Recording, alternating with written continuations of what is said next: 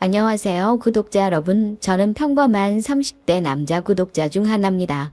어디 가서 저희 가족 얘기 한 번도 속 편하게 해본 적이 없었는데요. 정말 오죽 답답하고 짜증나는 마음에 이렇게 글까지 쓰게 됐네요.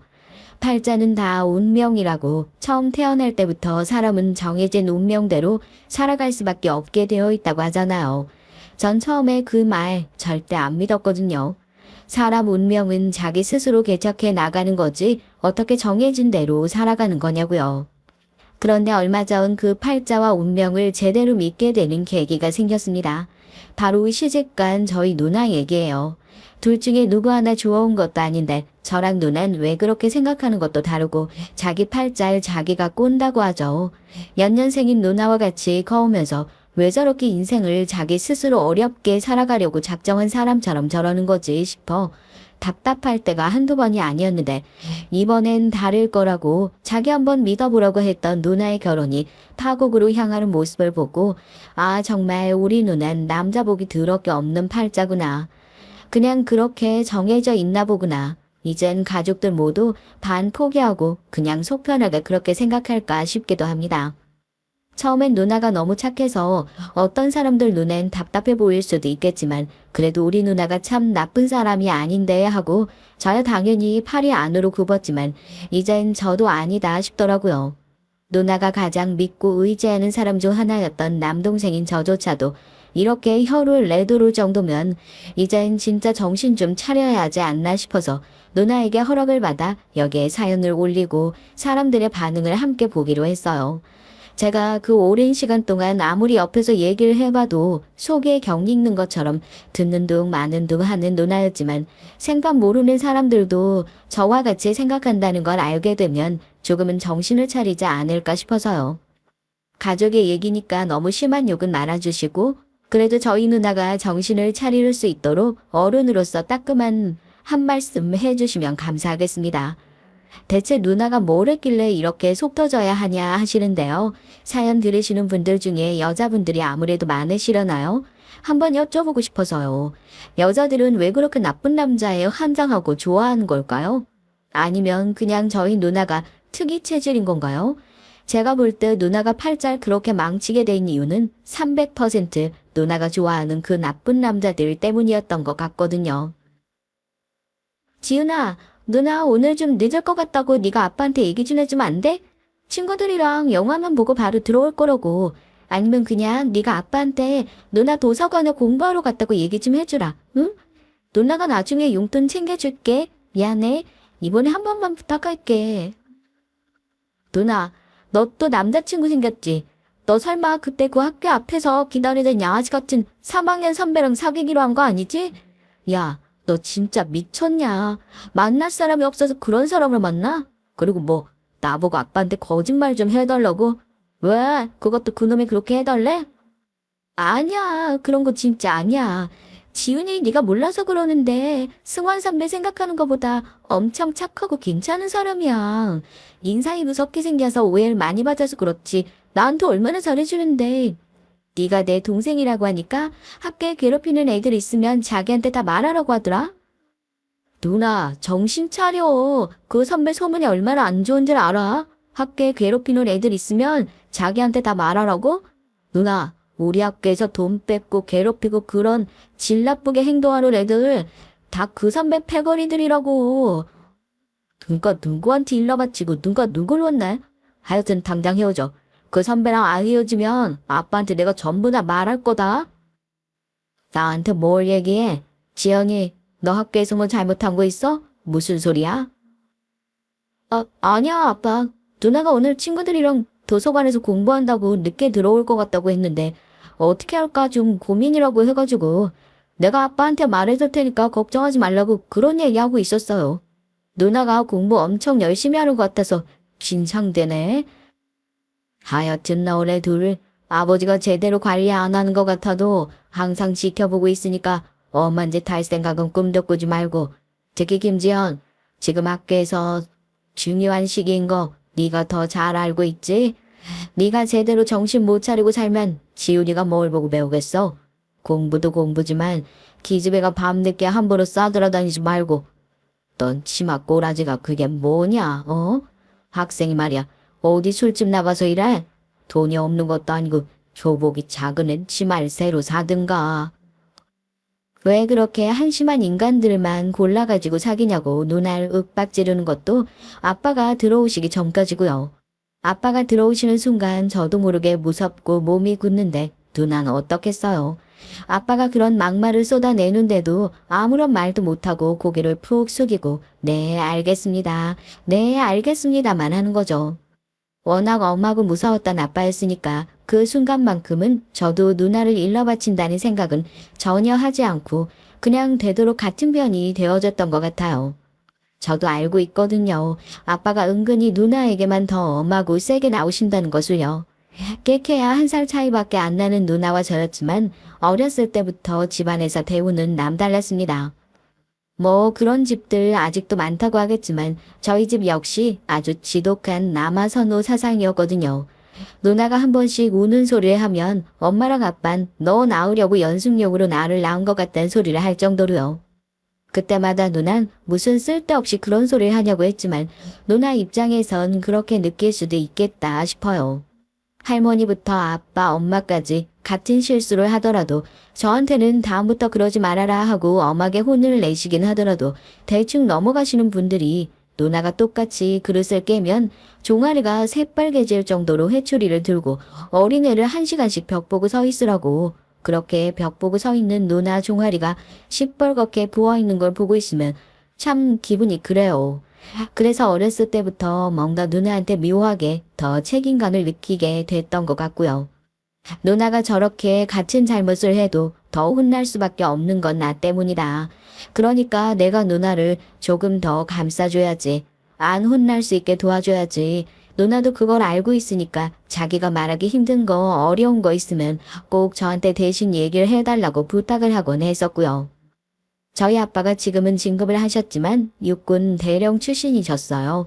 한 계단만 더 올라가면 장군 진급인데 할아버지가 부동산 투자로 재산을 어마어마하게 쌓아 놓으셔가지고 아빤 그렇게 크게 돈 욕심, 명예 욕심은 없으신 분이었거든요. 어렸을 때부터 워낙 부유하게 살아서 그런 건지 아니면 군인이라는 직업 특성 때문에 그런 건지 몰라도 정말 호랑이 같은 성정이긴 해요. 화가 나시면 아무 말씀도 안 하시고 눈썹을 이렇게 일그러뜨리시는데 그 표정만 봐도 누나랑 전 눈도 못 마주치고 그냥 잘못했습니다 소리가 절로 날 정도였거든요. 저도 나중에 군입대를 하고 나서 알았는데요. 부대에서 대포라고 그래요. 장군 진급 포기한 대령이라고. 그게 딱 저희 아빠거든요.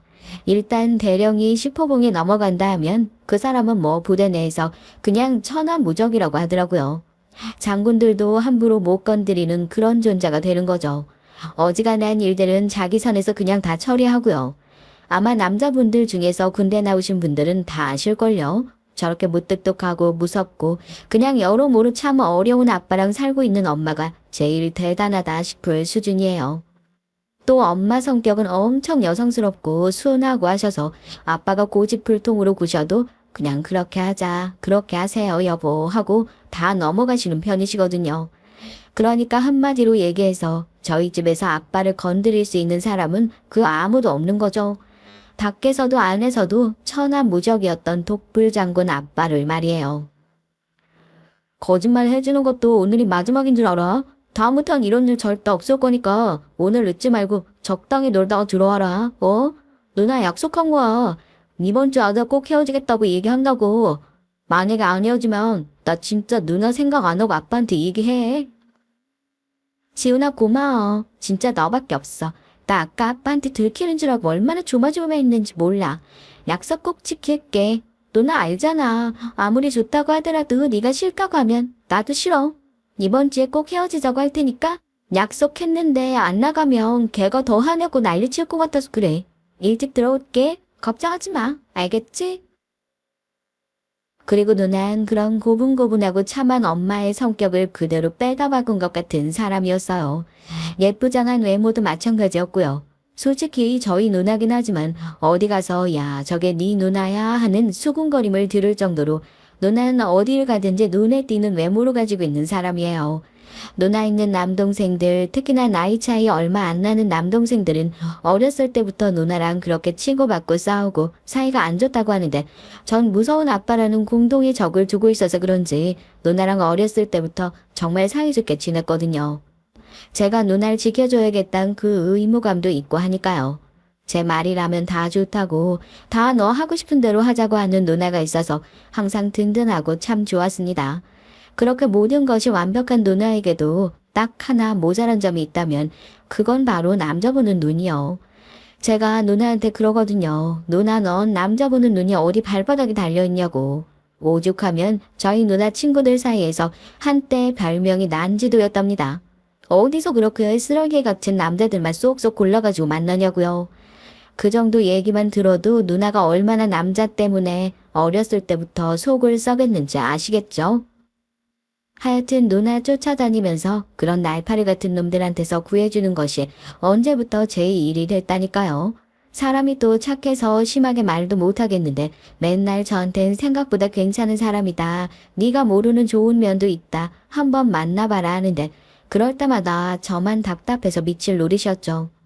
아니 누난 주변 사람들 얘기를 전혀 안 듣고 귀를 닫고 사는 건가? 굳이 제가 아니더라도 누나가 만나는 남자들이라면 입을 모아서 욕을 하는 사람이 널려 있는데 왜 저러나 싶었죠. 그래도 어쩌겠어요. 하나밖에 없는 제 가족인데요. 니네 누난 왜 전화를 안 받아? 아무리 공부를 한다고 해도 그렇지. 지금 시간이 몇 시인데 아직까지 집 구석에 안 기어들어오고 애가 벌써부터 그렇게 발랑 까져가지고 어떻게 하려고 지금. 하여튼 손 많이 간다니까. 누나한테 문자해둬라. 내가 간다고. 그 집에 대체 무슨 친구들이랑 이 시간까지 어울려서 공부를 하고 있나. 내가 직접 봐야겠으니까. 아빠 아니에요. 아무리 그래도 지금 친구들이랑 같이 있을 텐데 누나도 보는 눈이란 것도 있고 제가 데리러 나갔다 올게요. 도서관이라서 시끄러워서 전화 못 받는 거일 수도 있으니까 핸드폰이 고장났을 수도 있고 제가 누나한테 아버지 화 많이 나셨다고 따끔하게 얘기할 테니까 걱정하지 마시고 주무세요. 얼른 갔다 올게요. 그놈을 만나러 나간다고 했던 누나가 뭐 그렇게 늦은 시간은 아니었지만 저랑 들어오기로 한 약속 시간을 훌쩍 넘긴 시간까지 연락이 없더라고요. 아버지도 저녁 먹을 때까지 들어오지 않는 누나한테 불편한 기색을 드러내셨고 결국에 대체 어떤 친구들이랑 어울려 다니기에 이 시간까지 집에 안 들어오고 있냐. 직접 도서관에 가보신다고 일어나시는 걸 제가 얼른 말렸습니다. 혹시라도 누나가 그놈이랑 같이 있기라도 한다면 아빠가 그걸 보셨다간 정말 누나뿐만 아니라 저도 뒤지게 혼날 것만 같은 예감이 들었거든요. 차라리 제가 누나 잡들이를 하겠다고 괜히 더 투덜거리고 짜증을 내면서 얼른 누나에게 전화를 걸며 집을 나섰습니다. 아까까지만 해도 신호 연결음은 갔던 것 같은데 이제 아예 핸드폰이 꺼져 있단 연결음이 나오더라고요. 순간 그냥 아빠한테 솔직하게 말씀드릴 걸 그랬나. 혹시라도 만에 하나 누나한테 무슨 잘못된 일이라도 생긴 거라면 그러면 내가 지금 이렇게 숨겨주기 위해서 나오는 것이 오히려 누나에게 더 안 좋은 일이 아닌가. 머릿속으로 안 좋은 일들이 5만 가지는 더 넘게 스쳐가는 것 같더라고요. 발걸음이 빨라지다 못해 도서관 쪽으로 막 뛰어가고 있는데 시커먼 놀이터 가로등 불빛이 아주 얍실하게 들어오고 있는 거기서 누가 지우나 하고 불러요. 어떻게 들어도 누나 목소리여서 발걸음이 딱 멈춰졌죠. 제가 지금 여기서 뭐 하고 있는 거냐고. 전화기는 왜 또 꺼놓고 있는 거냐고. 아버지가 지금 나오시겠다고 하는 걸 말리느라 내가 얼마나 고생했는지 알기는 하냐고. 누나 어깨를 붙들고 막 흔들고 있는데 고개 든 누나 얼굴이요. 눈은 눈물로 범벅이 되어 있고 입술 옆에 조그맣게 생채기가 나 있는 것 같더라고요. 이제 보니까 볼 쪽이 노르스름한 게 멍이 든 것 같기도 하고 울어서 그런가 싶었는데 볼 쪽이 좀 부어있는 것 같은 느낌도 들고요. 순간 진짜 눈이 확 뒤집힌다는 게 무슨 느낌인지 알겠더라고요. 너 설마 그놈한테 맡기라도 한 거야? 미쳤냐? 당장 경찰에 신고 안 하고 뭐하고 있는 거야? 이거 완전 또라이 아니야. 네가 때릴 데가 어디 있다고. 그것도 여자 얼굴을. 너 그럼 핸드폰도 그 자식이 뭐 어디 가지고 가기라도 한 거야? 그래서 연락 안 됐던 거냐고. 아니야 지은아 그런 거 아니야. 얼굴에 상처 난 건 맞는데 내가 헤어지자고 하니까 걔가 화가 나가지고 뭐 집어던졌는데 잘못 맞아서 이렇게 된 거야. 걔가 나한테 직접적으로 손찌검하고 그런 거 절대 아니야. 지훈아, 아우, 화내지 마. 아빠가 이거 보셨다가 정말 뒤집어지실 것 같아서 그래서 너무 무서워가지고 집도 못 들어가고 있었어. 네 말대로 진짜 헤어지자고 했어. 그런 놈 다시는 안 만날 거야 정말로. 제발 한 번만 비밀 지켜줘. 응? 또 저 소리. 그 사람이 그런 거 아니다. 자기가 실수해서 그런 거다. 지금 얼굴이 저 지경이 됐는데도 누난 참 속도 편하게 그런 소리가 나오냐고. 태어나서 처음으로 그렇게 누나한테 버럭 화를 냈던 것 같아요.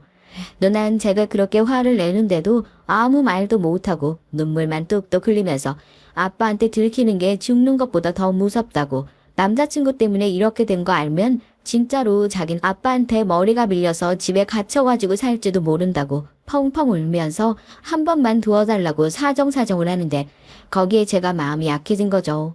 요즘엔 그런 생각도 해요. 차라리 내가 그때 누나를 안 도와줬었더라면. 그래서 아빠한테 들켜서 차라리 누나가 다신 그런 놈들 거들떠도 못 보게 죽어라 혼이 났으면 오늘 같은 일은 애초에 안 생기지 않았을까 하고요. 그땐 저도 어렸고 정말 엉엉 울면서 애걸복걸하는 누나가 안쓰러워서 어떻게든지 누나가 원하는 대로 해줘야겠다, 누나를 도와줘야겠다는 생각뿐이었지만 말이에요. 아빠 곧 주무실 시간이니까 일단 어디 들어가서 세수부터 하고 마스크 쓰고 들어가면 모를 거야. 내가 편의점 가서 얼른 마스크 사올 테니까 누나 얼굴부터 어떻게 해봐. 그렇게 후딱 뛰어가서 편의점에서 물티슈랑 마스크 사가지고 와서 눈물로 엉망진창이 된 누나 얼굴을 닦고 나서 보니까 더 가관이에요. 아무리 집어던진 물건을 맞은 거라고 하지만 얼굴을 닦고 나니까 노랗게 올라온 멍이 더 잘 보이더라고요. 화가 나서 속이 부글부글 끓지만 더 늦었다간 더 크게 혼날 것 같아서 얼른 누나를 데리고 집으로 들어갔죠. 넌 지금 시간이 몇인데 이제 기어들어와? 네가 생각이 있는 거야 없는 거야? 이게 제대로 공부를 하고 있는 건 맞는 건지 어디서 친구들이라고 하나같이 너처럼 생각 없는 애들끼리 몰려다니고 있는 거 아니야? 걔네는 집에 부모도 없대. 이 시간까지 싸돌아다니게. 그 마스크는 또 뭐고? 비싼 핸드폰 사주니까 핸드폰은 뭐 폼으로 들고 다녀? 아빠, 누나가 늦는다고 연락을 하려고 했는데 계단에서 핸드폰을 떨어뜨려가지고 연락을 못했다고 하더라고. 감기가 걸려서 도서관에서 잠깐 졸았나 봐요. 누나 뭐하고 있어? 얼른 아빠한테 죄송하다고 말씀드리지 않고. 제가 들어오면서 안 그래도 한 소리 했어요. 죄송해요, 아빠. 감기가 걸려가지고 당분간 공부도 집에서만 할게요. 다시는 안 늦을게요. 죄송해요. 핸드폰은 내일 바로 수리 맡기려고요. 제 옷깃을 붙들고 목소리까지 달달 떨어가면서 얘기하는 누나가 그저 안쓰럽기만 했어요. 그래도 제가 먼저 얘기를 했던 탓에 아빠는 거기서 더 화를 내시진 않고 어떻게 누나라는 게 저렇게 한심하게 맨날 동생 붙들고 다니기만 하냐면서 혀를 끌끌 차고 방으로 들어가 버리시더라고요. 엄마는 옆에서 걱정스럽게 약은 안 먹어도 되냐고 하고요. 지훈아, 정말 고마워. 정말 고마워. 다시는 너 걱정할 만한 일 안 만들게. 그래도 그 선배한텐 제대로 헤어지자고 말했으니까 앞으로 이렇게 괴롭히는 일 다시는 없을 거야. 됐어. 누나가 지금 내 생각할 때야. 내가 어딘 놔두차고 누나한테 그런 놈 만나지 말라고 한 줄 알아? 마스크 쓰고 다니는 것도 하루 이틀이지. 하여튼 엄마 아빠한테 안 들키게 약이나 잘 바르고 자. 그리고 그놈이 다시 연락하든 뭐하든 하면 나한테 바로 말하고. 누나는 다시 연락할 일도 없지만 혹시 말이라도 걸어오면 그땐 안 숨기고 바로 말하겠다면서 얘기를 하고 겨우 잠에 들었고 저도 그제서야 놀란 가슴을 쓸어내리며 잠에 들었습니다. 하지만 헤어지자는 얘기에 그렇게 물건까지 집어던지면서 화를 내는 놈이 어디 정상적인 사고를 할 수 있는 놈이겠어요. 다음 날에도 마스크를 쓰고 혹시나 등굣길에 무슨 일이 생길까 싶어서 제 옆에 꼭 붙어서 학교에 갔던 누나였습니다. 저도 그런 누나가 걱정이 돼서 점심시간에 외출증을 쓰고 나가서 약국에 들려서 멍크림을 사서 누나에게 전해주기 위해 2학년 교실로 올라가고 있었고요. 그런데 누나 교실 앞에 학생들이 엄청나게 몰려 있더라고요. 다들 어떻게 하면서 서로 눈치만 보고 있는 것 같아서 무슨 일이냐 물으니까 그놈이 누나 교실에 또 찾아온 겁니다. 자기는 절대 못 헤어진다고, 너만 그렇게 헤어지자고 하면 다냐면서 누나를 협박하려고 왔던 모양이에요. 눈을 희번득하게 뜨고 뭐 구경 났냐고 교실에 있는 의자를 발로 퍽퍽 차면서 선생님 부를 생각하지 말라고 애들을 협박하고 있더라고요. 누나는 그 앞에 앉아서 또 아무 말도 하지 못하고 마스크를 끼고 고개만 숙이고 달달 떨고 있었고요. 그 3학년 선배라는 놈이 누나가 앉아있는 의자를 발로 툭툭 차는 모습을 보자마자 누가 말릴 새도 없이 교실로 뛰어들어가서 그놈 얼굴에 그대로 손을 날렸습니다. 누나가 비명을 지르면서 제 이름을 부르는 소리가 들렸고 그렇게 엉켜가지고 진짜 한바탕 싸웠던 것 같아요. 제가 뭐 언제 누구랑 싸워 봤겠어요.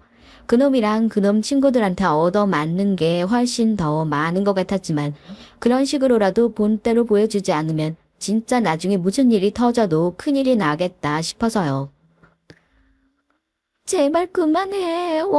내 동생한테 당장 떨어지라고. 지훈아 정신 차려봐. 괜찮아? 이게 다 무슨 소란이야? 누가 학교에서 이렇게 싸움을. 니네가 깡패야? 너네는 나 안 부르고 뭐하고 있어? 니들 전부 다 그 교무실로. 시훈이 넌 양호실부터 다녀와라. 응? 결국 요란한 소동에 선생님이 달려오고 나서야 겨우 싸움이 멈출 수 있었습니다. 저도 얼굴이 붓고 난리가 났는데도 그 와중에 누나가 멀쩡한지 확인부터 하게 되더라고요. 자기는 괜찮다고 얼른 양호실로 가자고 절 부축하고 가면서도 누난 내내 울면서 저한테 미안하다는 얘기뿐이었습니다. 시훈아 정말 미안해. 나 때문에. 내가 다시는 안 만날 거라고 그러니까 대뜸. 됐어. 그런 놈인 줄 몰랐어? 내가 말했잖아. 자기 마음에 안 들고 수틀리면 원래 저렇게 깡패같이 구는 놈이었다고. 누나만 몰랐던 거지. 차라리 잘 됐어. 저놈이 먼저 나 치는 거 애들이 다 봤잖아. 이참에 어디 전학을 보내든지 뭘 하든지 아이 떨어뜨려 놔야지. 그래 난리가 났으니 당연히 저희 집으로도 연락이 갔고 당연히 엄마가 오시겠거니 생각을 했었는데 학교에 찾아오신 건 아빠였습니다. 머릿속으로 망했구나 싶더라고요. 원래 남자애들끼리 치고받고 싸우면서 크는 거라고는 하지만 얘기 들어보니까 이쪽에서 먼저 주먹질을 했다고 하던데 이걸 싸웠다고 해야 맞는 건가요? 정당방위라고 해야 맞는 거지. 뭐 때문에 그랬는지 궁금하지도 않습니다. 제대로 사과받고 전학이든 대학이든 학교 차원에서 제대로 된 조치 안 취해주시면 교육부에 신고할 테니 그런 줄 아세요. 엉망이 된 제 얼굴을 힐끗 보고 상담실에 들어가신 아빠에게 상대방 부모님은 이런 일이 한두 번이 아니었는지 정말 죄송하다고 어쩔 줄 몰라 하면서 고개를 푹 숙이고 사과를 하셨어요. 아빠께서도 남자애들끼리 원래 치고받고 싸우면서 크고 그런 거 아니겠냐 얘기를 하시기에 조용히 넘어가는 줄 알았지만 저희 남매는 그냥 아빠 표정만 봐도 알겠더라고요. 아, 지금 어마어마하게 화가 나셨구나 하고요. 눈썹을 찡그리고 아무 말씀 없으시던 아빤 서로 싸운 거니 그러면 학폭위 없이 조용히 넘어가는 게 좋겠냐는 담임선생님의 말씀에 아무리 그렇다고 하더라도 먼저 주먹을 날리는 건 저쪽 애가 아니냐. 전학이든 퇴학이든 조치를 취해라 하고 딱 잘라서 말씀하시더라고요. 결국 누나랑 잠깐 사귀었던 그 양아치 같은 놈 가벼운 정학 처분만 받고 끝날 줄 알았는데 아버지가 무슨 입김을 불어넣으신 건지 몰라도 고등학교 3학년 1학기를 채 마치지도 못하고 퇴학 처분을 받게 됐습니다. 좀 얻어맞긴 했지만 차라리 이렇게 된 게 속 시원하다 싶더라고요. 이젠 학교에서 대놓고 누나를 괴롭히는 일은 없을 테니까요. 넌 어떻게 누나라고 된 게 애가 이 지경이 될 때까지 말리지는 못할 망정 싸움도 니네 교실에서 했다며? 넌 거기서 선생님을 부르든 경찰을 부르든 했어야지. 왜 그렇게 멀뚱멀뚱 가만히 있었어? 이 한심한 것. 제대로 할 줄 아는 게 없으면 그런 거라도 잘했어야지. 집으로 돌아오신 아버지는 학교에서 꾹꾹 참았던 화를 터뜨리셨고 결국 누나의 뺨을 세차게 올려붙였습니다. 제가 놀라서 아버지의 팔을 끌어안고 그런 거 아니라고 싹싹 빌었죠. 아빠, 누나 잘못 없어요. 정말 제가 시비 걸고 그냥 싸운 거예요. 차라리 치실 거면 절 치세요. 네? 누나 정말 아무 잘못 없어요, 아빠. 뭐 하고 있어, 누나? 툭하면 그렇게 누나 탓으로 돌리면서 화를 내는 아빠가 참 원망스러웠지만 단언 한번 해보지 못할 정도로 무서운 것이 사실이었습니다. 엄마도 놀라서 아빠를 뜯어 말리고 애들도 놀랐을 텐데 지금 뭐 하는 짓이냐고. 당분간 짹소리도 하지 말고 집이랑 학교만 왔다 갔다 하라고 소리를 지르면서 그날 일은 그렇게 마무리가 됐죠. 이게 참 불행인 건지 다행인 건지 모르겠지만 누나 얼굴에 상처가 남아있다는 것을 엄마가 알게 되셨거든요. 그런데 엄만 찰떡같이 그 흉이 아빠 때문에 생긴 거라고 믿고 계시더라고요. 어떻게 자기 딸 얼굴에 생채기가 날 정도로 손찌검을 할 수 있냐. 항상 조용조용 말씀도 없으시던 엄마가 내 딸 건드리면 가만히 안 있을 거라면서 불같이 화를 내시더군요. 아빠도 본인이 화를 못 참고 딸 얼굴에 손을 댄 것은 사실이니까 미안하다는 사과의 얘기는 단 한마디도 하지 않았지만 그 뒤로 한동안 누나를 못마땅한 눈으로 바라보긴 했어도 예전처럼 윽박지르거나 함부로 대하는 것은 좀 줄어든 눈치였습니다. 집에서 누나 얼굴에 난 상처의 진실을 알고 있는 사람은 물론 저랑 누나 딱 둘뿐이었지만 말입니다. 괜한 거짓말을 하는 것 같다며 찝찝해하는 누나에게 저렇게라도 안 하면 아빠 손찌검하는 버릇 안 고쳐진다고. 그럼 뭐 그때 그놈한테 얻어맞은 거라고 솔직하게 말하면 뭐가 달라지기라도 할 것 같냐고 더럭 화를 내니까 누나도 아무 말 못하고요. 그때 한 번뿐이겠어요. 사연으로 다 쓰려고 하면 사연을 읽어주시는 성우님 목소리가 쉴 정도로 저와 누나 사이에 그런 일이 많았던 것 같아요. 하지만 가장 답답했던 것은요. 매번 그런 식으로 당하는데도 불구하고 이번엔 다를 거라고 이 사람은 정말 좋은 사람일 거라고 찰떡같이 믿는 누나의 그 바보같음이었죠. 대체 자기가 성모 마리아도 아니고 마더 테레사도 아니고 그런 쓰레기 같은 놈들을 자기가 뭐 만나면서 바꿀 수 있을 거라고 믿는 건지. 어쩔 땐 그래 그냥 누나가 차라리 수녀님이 되겠다고 집을 나가는 것이 더 속 편하겠다 싶을 때도 있었습니다. 외모가 예쁘장하니까 주변의 남자는 끊이질 않는데 저 여자 호구 같으니까 내가 잘 벗겨먹을 수 있겠다 하는 게 티라도 나는 건지 주위에 온통 똥파리 같은 남자만 끊임없이 달라붙더라고요. 그래서 고등학교까진 누나랑 같은 학교를 다니면서 제가 그런 놈들을 어느 정도 떼어낼 수 있었거든요. 1학년 때부터 자기 누나 일에 눈 돌아가지고 3학년 선배한테 맞붙은 놈이다. 이런 소문이 한번 나니까 학교에서 함부로 건드리는 사람도 없었고요. 그런데 진짜 문제는 누나가 대학을 졸업하고 서울에 있는 회사에 취업하면서 독립을 하게 되면서부터였죠. 누나, 꼭 서울로 올라가야겠어? 여기 근처에도 좋은 직장 많잖아. 가족들이랑 근처에서 지내는 게 누나도 여러모로 더 편할 거고 여자 혼자 독립해서 산다는 게 쉬운 일도 아닌데 난 솔직히 아직도 누나가 너무 불안해서 그래. 또 어디서 이상한 놈 데리고 올까 싶어서. 지훈아, 이제 누나도 나이가 있는데 여태까지 그렇게 너 속 썩인 세월이 몇 년인데 설마 바보같이 또 그런 사람 만날까봐? 누나 이제 절대 그런 사람 안 만나. 누나가 만약에 다시 그런 사람을 만날 바엔 그냥 네 말대로 머리 깎고 절에 들어가 버리든지. 그러니까 너무 걱정하지 마. 어쩔 때 보면 아빠보다 네가 더하다니까. 아빠도 요즘 안 그러셔. 말은 좋아요. 대학 때에도 누나에 비해서 한참 떨어지고 모자라는 놈들만 만나서 마음에 안 들었는데 독립까지 하고 나면 또 얼마나 한심한 놈들이 꼬일까 싶어서 걱정스러웠거든요. 하지만 누나는 은근히 독립을 바라는 눈치더라고요. 이해를 못하는 건 아니었죠.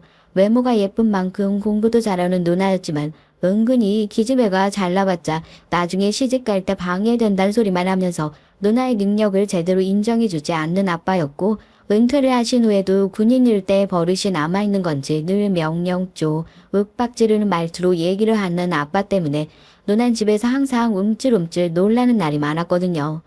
저한테 웃으면서 아빠랑 같이 안 살아도 자기는 오래 살 수 있을 것 같다면서 얘기를 하는데 그게 너무 짠하고 안쓰러워가지고 누나의 독립을 그렇게 말릴 수도 없겠더라고요. 영 걱정스럽긴 했지만 누난 정말 독립을 하고 나서 성실하게 회사를 잘 다니고 있었습니다. 종종 본가에 내려올 때마다 정말 우리 누나가 맞는지 서울에 올라가서 마치 다른 사람이 된 것 같은 느낌을 받기도 했었어요. 그동안 집에서 스트레스를 많이 받긴 받았구나. 그때 알았죠. 저렇게 생글생글 잘 웃고 생기 있는 사람인데 그동안 집에서 눈치 보고 주눅 들어 있느라 얼마나 힘들었을까 싶고요. 뭐 회사에서 옷을 사온 상도 받았다고 자랑도 하고 그때까지만 해도 누나가 정말 행복하게 잘 지내고 있는 것 같아서 다행이다 싶었습니다. 누나, 그래도 요즘에 만나는 사람 없어?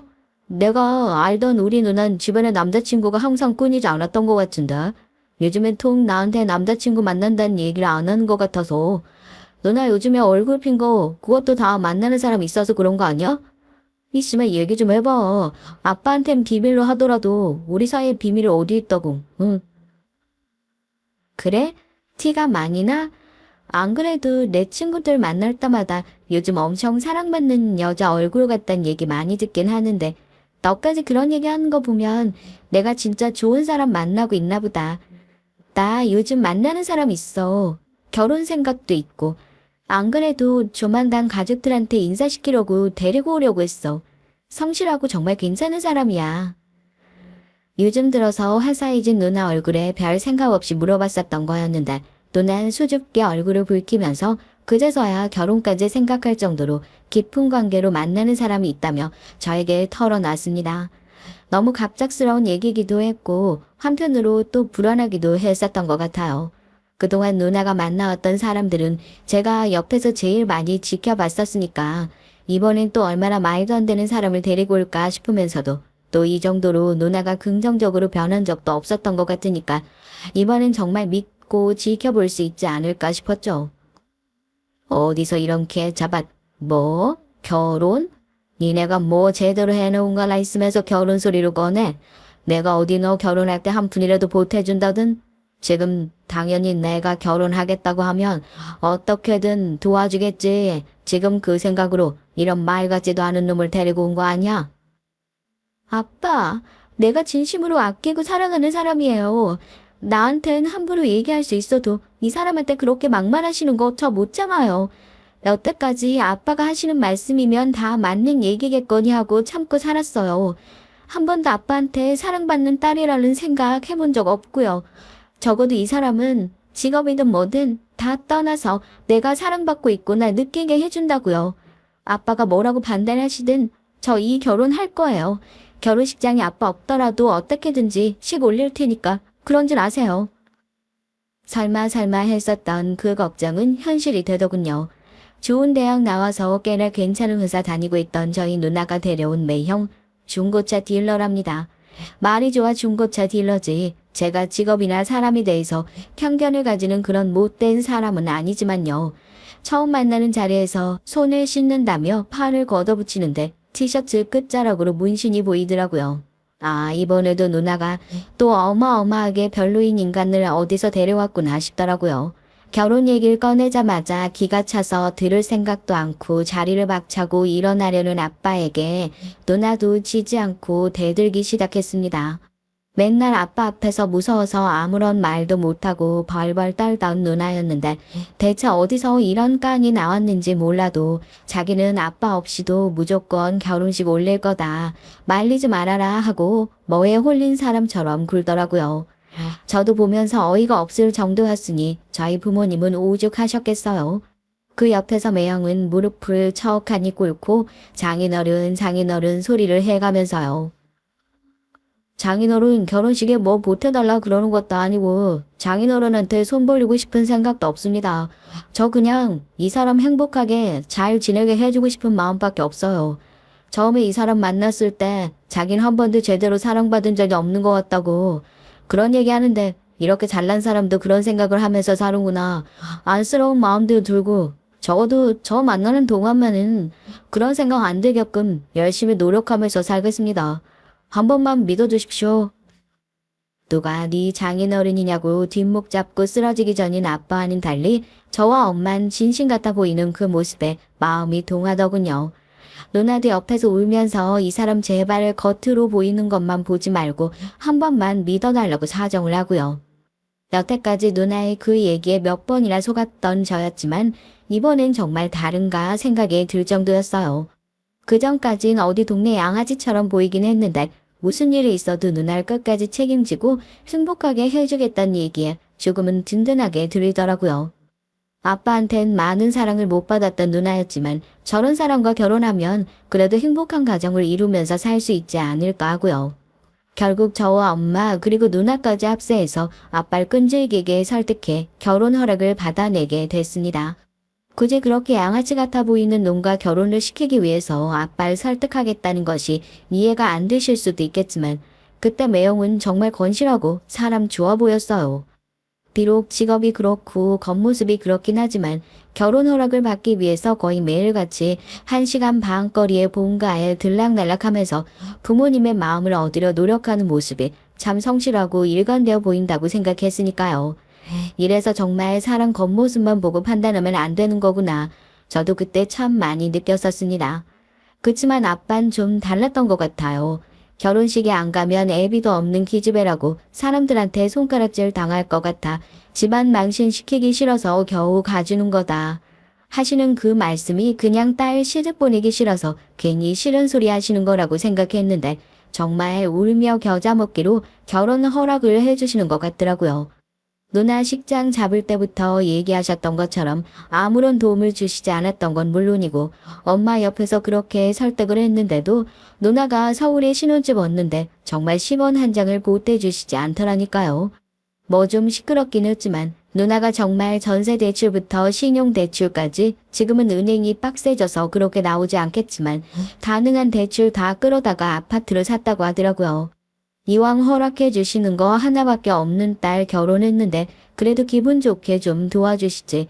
나중에 무슨 원망을 들으려고 저렇게 끝까지 고집을 피우시면서 반대를 하실까. 저는 그때까지만 하더라도 그 모든 것들이 아빠의 쓸데없는 아집이라고만 생각했습니다.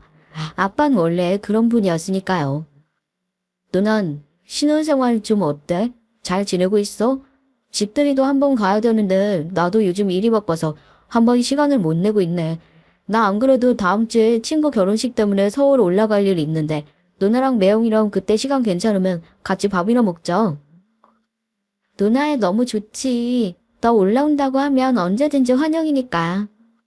친구 결혼식 때문에 급작스럽게 서울에 올라갈 일이 생겨서 호텔방을 잡아뒀는데 이게 무슨 일인지 한 번도 그런 실수를 한 적이 없었는데 예약을 확인해 보니 제가 결혼식 날짜를 착각하고 다른 날짜에 호텔 예약을 해뒀더라고요. 차 시간이랑 다 맞춰서 예약을 해둬서 급하게 근처 다른 호텔을 알아봤지만 이미 주말이라 방이 다 나가고 없는 상태였고 누나가 불편할 수도 있다는 걸 알지만 하루뿐인데 이해해주지 않을까 하고 얼른 연락을 했습니다. 이래저래 해서 지금 잘 곳이 마땅치가 않은데 하루 신세를 지면 안 될까 하고요. 누나가 우물쭈물 하는 것 같아서 매형이랑 상의해보고 다시 연락을 달라고 하니까 또 아니랍니다. 매형한텐 자기가 다 설명을 하겠다고 괜찮다고 너 편한 대로 오라고요. 제가 다시 매형한테 연락을 할까 싶다가 누나가 알아서 얘기를 한다는데 제가 2번, 3번 귀찮게 할 필요가 없을 것 같아서 알겠다고 하고 전화를 끊었죠. 연년생인 누나가 서울로 올라가고 나서 은근히 심심했었거든요. 제 입장에선 가장 친한 친구 하나가 사라져버린 것 같은 느낌이 들기도 하고요. 오랜만에 누나 만날 생각을 하니 그냥 누나 집에 놀러가는 것뿐인데 꼭 소풍 전날 마음처럼 괜히 마음이 들뜨고 설레고 그렇더라고요. 참 웃기죠. 그렇게 기차를 타고 서울에 올라가고 그래도 오랜만에 누나랑 매형을 만나는 자리니까 빈손으로 가는 것이 애매해서 간식이랑 커피를 사들고 누나 집으로 향했습니다. 음료 뚜껑을 잘 닫아놨다고 생각했는데 택시에서 덜컹하는 바람에 흰 티에 커피를 좀 쏟긴 했지만요. 기사님께도 죄송하다고 몇 번이나 사과를 드리고 혹시라도 시트 세탁하셔야 하면 연락 달라고 명함까지 드리고 내렸습니다. 얼룩도 보기 싫고 날이 좀 쌀쌀해서 올라가면 매형 옷이라도 빌려야겠다 싶었죠. 그렇게 누나 집 문을 두드렸습니다. 조금 피곤해 보이긴 했지만 누나가 반가워하면서 절 맞이해 주더라고요. 매형은 어디 가셨어? 아, 매형 아까 회사에 잠깐 볼일 있다고 나갔어. 오늘 계약건이 있나 봐. 어머, 너 옷이 그게 뭐야? 이런 거 안 사와도 괜찮은데 커피 쏟았구나? 날도 추운데 얼른 들어와. 잘 지내냐고, 신혼생활은 어떻냐고 그런 것들을 물어봐야 하는데 누나는 또 누나라고 온통 제 옷만 신경 쓰고 있더라고요. 진짜 괜찮다고 몇 번이나 얘기를 했지만 괜히 감기 걸린다고 새 티셔츠가 있으니까 챙겨다 줄 테니 안쪽에 욕실에서 얼른 샤워하고 갈아입고 나오라고 하면서 편한 옷 한 벌을 챙겨줬습니다. 할포는 조금 나중에 풀어야겠다 하고 그렇게 샤워를 하고 있었죠. 안쪽 방이라서 누가 오는 소리도 전혀 못 듣고 있었는데 깨끗한 옷으로 갈아입고 막 나오려고 하니까 매형 목소리가 들리더라고요. 매형 언성이 높아지는데 누나가 안절부절해 하면서 제 얘기를 하려는 게 들리고요. 지훈이, 여보, 지훈이, 네 동생이 뭐, 네 맘대로 하루 자고 가라고 그런 얘기를 짓거린 것도 짜증나 죽겠는데 지금 네가 그런 정신머리를 가지고 살고 있으니까 돈이 줄줄 새는 거야, 알아? 이번 달 아파트 관리비가 50만 원이 나왔어, 어? 내가 너 집에 있을 때 보일러 켜지 말고 따뜻한 물도 쓰지 말라고 몇 번이나 얘기해. 니네 집 잘 산다고 하도 그렇게 얘기해서 난 결혼할 때 뭐라도 좀 보태줄 줄 알았더니만 애비라고 하나 있는 건 너 자식 취급도 안 하더구만. 너 그 집 딸 맞긴 맞냐? 어? 어디 거지 같은 곳에서 자란 거 아니고? 아유, 하여간 저 답답한 얼굴 볼 때마다 내가 진짜 속에서 열불이 치밀어 올라가지고 아우 이걸 진짜. 그동안 본색을 감추느라 얼마나 고생을 했겠어요.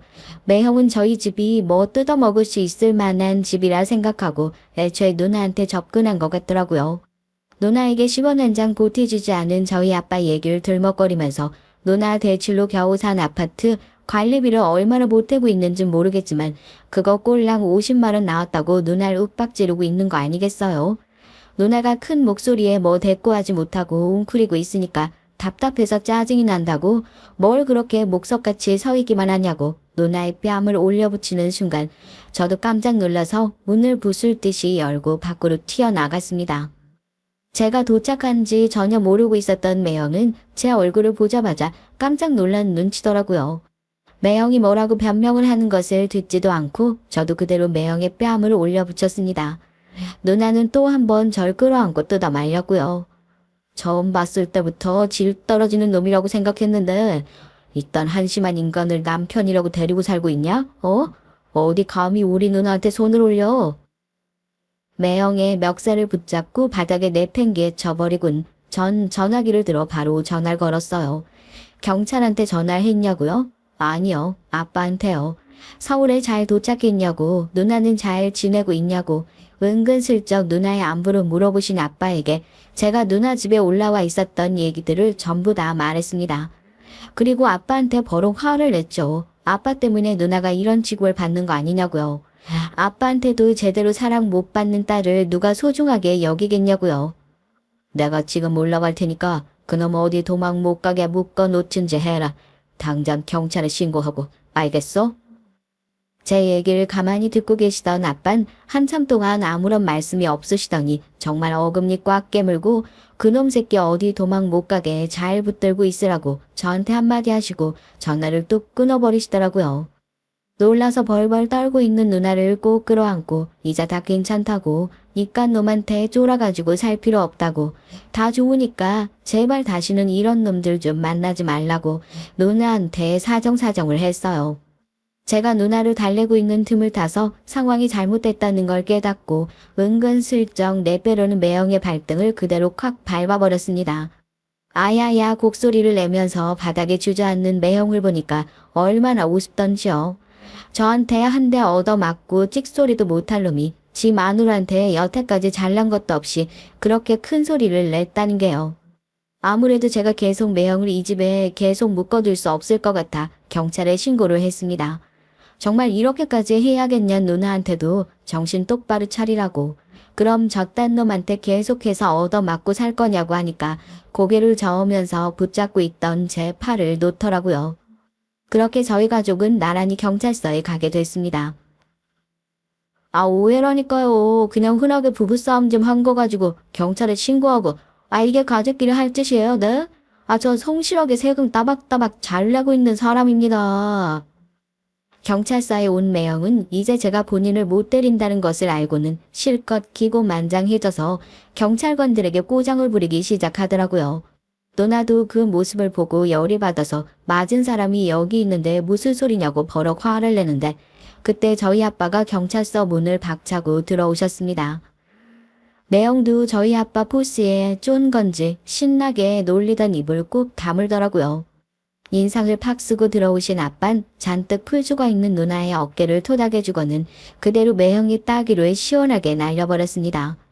얼마나 세게 뺨을 올려붙인 건지 의자에 앉아있던 매형이 그대로 나가 떨어질 정도였죠. 니깟 놈이 감히 우리 딸을 그렇게 함부로 대해? 행복하게 잘 해주겠다고 그 새치어를 믿는 게 아니었는데 내가 너 같은 놈들을 어디 한두 번 본 줄 알아?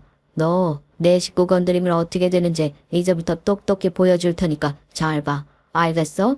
이 자식 무슨 수를 써서라도 콩밥 먹게 할 테니까.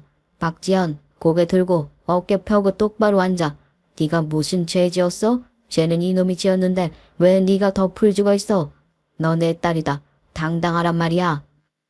아무리 찬밥 신세였다고 하더라도 내 자식이 당하고 사는 꼴은 절대로 못 보는 저희 아빠. 그렇게 시원하게 매형 날려버리고는 누나한테 기죽지 말라고 으름장을 놓으시더라고요. 눈물을 뚝뚝 흘리는 누나를 보면서 아빠도 그동안 누나한테 못해준 게 영 마음에 걸리셨는지 미안하다고 하시더군요. 제 얘기를 듣고 깜짝 놀라셨답니다. 아빠도 소중하게 안 해주는 딸을 누가 소중하게 대해주겠냐고. 다 본인 탓이라면서 생전 사과 한 번 한 적이 없던 아빠가 사과를 하시는데 누나도 그동안의 응어리가 풀어지기 시작한 건지 엉엉 울기 시작했고요. 그래서 매형은 어떻게 됐냐고요? 부부싸움은 개뿔려. 그동안 누나한테 은근슬쩍 손찌검했던 거 전부 다 모아서 폭행죄로 고소하려고 저희 집에서 열심히 준비 중이에요. 이혼 소송도 마찬가지고요. 아빠랑 누나의 관계가 회복되면서 누나도 조금씩 자존감을 회복하고 있는 것 같아서 다행인 것만 같습니다. 앞으로 저희 누나 정말 정신 차리라고 잘 살 수 있도록 따끔한 조언 한 말씀 하시면 누나랑 같이 읽어보면서 저희 앞으로 정말 좋은 사람들만 만나며 잘 살아가 보려고요. 누나, 세상 사람들이 누나 뭐라고 해도 난 항상 누나 편인 거 잊지 말고 살았으면 좋겠다. 힘내자 우리. 안녕하세요. 저는 나이 70 먹은 할머니입니다. 평소 보던 사연 채널에 글이란 걸 적게 되기까진 많은 시간이 필요했는데요. 그럼에도 딸의 도움을 받아 한자 적어나가 봅니다. 여러분들의 많은 응원이 필요해요. 늙은이의 얘기를 끝까지 들어주신다면 정말 감사하겠습니다. 먼저 제가 글을 쓰게 된 건 세상에 있어서는 안 될 짐승 같은 놈들을 폭로하기 위해서인데요. 이 짐승들은 다름 아닌 저희 딸을 해코지한 사돈댁입니다. 믿기지 않으시겠지만 그런 일이 있었고 전 이를 너무 늦게 알아차려 버렸네요. 제 딸이 사돈에게 당한 일을 이제부터 낱낱이 폭로할 테니 끝까지 들어주세요. 먼저 소중한 제 딸에 대한 얘기를 하자면 우리 둘째 미잔 제가 22살 시어머니에게 심한 시집살이를 당하고 있던 와중 태어난 아이였습니다. 미자는 태어날 때부터 몸이 잘 아픈 아이였는데 그래서 그런지 칭얼대기도 잘하고 우는 것도 잘 아는 아이였죠. 그 시절 전 미자를 품에 안고 시어머니에게 혼나지 않으려고 애써 계속 달래줘야만 했어요. 제발 울지 마라 하면서요. 저희 시어머니는 저란 존재도 제 배에서 태어난 미자도 굉장히 마뜩찮게 생각했습니다. 그래서 조금만 잘못해도 호랑이 같은 언성을 내곤 했죠. 그 이유는 오롯이 저에게 있었죠. 제가 첫째 딸, 둘째도 미자, 딸을 낳았기 때문이죠. 가문을 이어야 할 핏줄을 낳아야 하는데 쓸모없는 계집애만 낳았다고 구박을 하곤 했어요. 게다가 시어머니는 양장점을 하셨는데 시아버지가 술을 워낙에 좋아하시는 바람에 홀로 일하는 날이 많았고 가족의 생계를 꾸려 나가시는 분이셨습니다. 스트레스가 많으셨던 거죠. 그러니 집에 들어와서 조금만 살림살이가 흐트러지거나 미자의 울음소리가 들려도 버럭 소리를 지르셨습니다. 저와 결혼했던 남편이란 사람은 시어머니를 막아줘야 했음에도 불구하고 시아버지의 기운을 고스란히 물려받아 이런 집안일엔 관여하고 싶지 않다고 했고요. 전 정말 그런 남편이 많이 미웠습니다. 이혼을 생각하고 싶었지만 이혼이라는 건 그 시대에 있을 수 없는 일이었고 전 그럴 수 없는 막막한 현실이 서글프기만 했어요.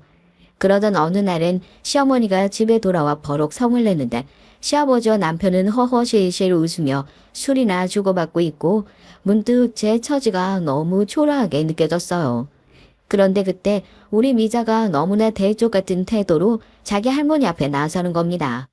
그때 미자 나이가 6살밖에 되지 않았는데 어린아이라고 믿겨지지 않을 만큼 목소리가 또랑또랑했어요.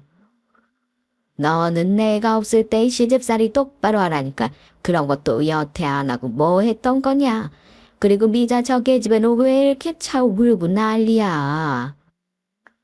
할머니, 우리 엄마 그만 괴롭다요. 뭐라고? 내가 언제 네 엄마를 괴롭혔다고. 매일 엄마 괴롭히고 힘들게 하잖아요.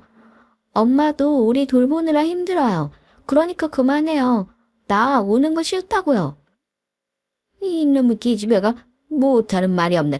어이구 기가 차서. 그간 지금까지 자기가 하고 싶은 말이라면 다 했던 시어머니는 미자를 보더니 기가 찬지 실소를 터뜨리곤 아무 말도 못하셨어요. 그 옆에 있던 남편이나 시아버지 역시 마찬가지로 벙이 쪄서 미자를 바라봤습니다. 미자는 그렇게 제 인생의 봄날이 열어준 아이였어요. 부모에겐 자식이어도 의지하고 싶은 의지가 되는 자식이 있다고 하잖아요. 미자가 딱 그런 애였습니다. 그 후로 시아버지가 중풍에 맞아 쓰러지고 제가 변을 치우는 굳은 일을 해야 했을 때에도 미자는 제 옆에서 힘이 되어줬습니다. 제 언니인 첫째와는 다르게 야무지고 똘똘하게 손을 놀려 대신 변도 받아주고 청소도 도와주곤 했어요. 사실 우리 첫째 딸아이 역시 저희 아픈 손가락이긴 한데요. 첫째 미영이 어렸을 적 시어머니에게 너무 많은 구박을 받아서인지 언젠가부터 이 집이 싫다며 자긴 나가서 좋은 남자를 만나 시집을 가겠다고 하더라고요. 엄마 말리지 마. 나 이 집이 싫고 무조건 부잣집 남자 만나 나갈 거야. 난 계집애라고 맨날 구박받는 것도 지겹고 얼른 탈출하고 싶어. 틈이 나면 제게 이런 말을 하곤 했던 아이였어요. 그러던 이 아이가 정말로 20살이 되자 동네 떡집 아들과 눈이 맞아 갑자기 제 곁을 떠나겠다고 하더군요. 딸애가 바라는 것만큼의 부잣집 아들은 아니었지만 동네 떡집 아들 정도면 집에 재산도 좀 있겠다. 저는 허락을 해줬어요. 첫 아이라 시집 보내는 기분이 남다르긴 했지만 마음속으론 저 아이가 저렇게라도 이 집을 탈출해 나가는 것이 좋긴 했습니다. 그때까지도 전 시댁살이를 하고 있었는데요. 시아버지가 돌아가시고 혼자 되신 시어머니를 남편이 굳이 꼭 우리가 모셔야 한다고 주장을 했기 때문이에요. 이때 전 처음으로 목소리를 내서 왜 우리가 그래야 하냐고 차남도 있고 다른 자식도 있는데 말했지만 남편은 단칼에 잘라버렸습니다. 그러면서 저를 야박한 사람으로 몰아가더군요. 제가 당했던 이 시집살이의 서름이나 고단했던 점들은 죄다 깔아뭉개면서요. 참 서러웠어요. 누구에게라도 하소연하고 싶었지만 첫째는 이미 시집가서 잘 살고 있고 셋째 아들은 학교 졸업 후 동네 양아치 같은 놈들이랑 어슬렁거리며 사고치고 다니느라 집에 들어오고 있지 않았어요. 연락을 해도 닿을 길이 없었고요. 셋째 아들은 안타깝게도 시어머니의 사랑을 너무 많이 받고 자라선지 남을 배려하는 일이나 남의 마음을 헤아리는 일엔 원체 관심이 없었습니다. 좋은 성장의 사람이 될 수 있는 아이였는데 시어머니가 대놓고 남녀 차별을 하는 탓에 어릴 때부터 제 누나들을 무시하고 이어서 언젠가부턴 절 무시했죠. 그러니 저도 셋째 아들에겐 별 기대가 없었어요. 그런데 그런 상황 속에서 우리 둘째 미자가 그러더군요. 엄마, 언젠간 내가 엄마 데리고 나갈게. 엄마 나랑 서울에서 살자. 뭐? 내가 아는 언니가 미용실 하는데 사람 구한다네? 내가 다른 건 몰라도 손재주는 좋잖아.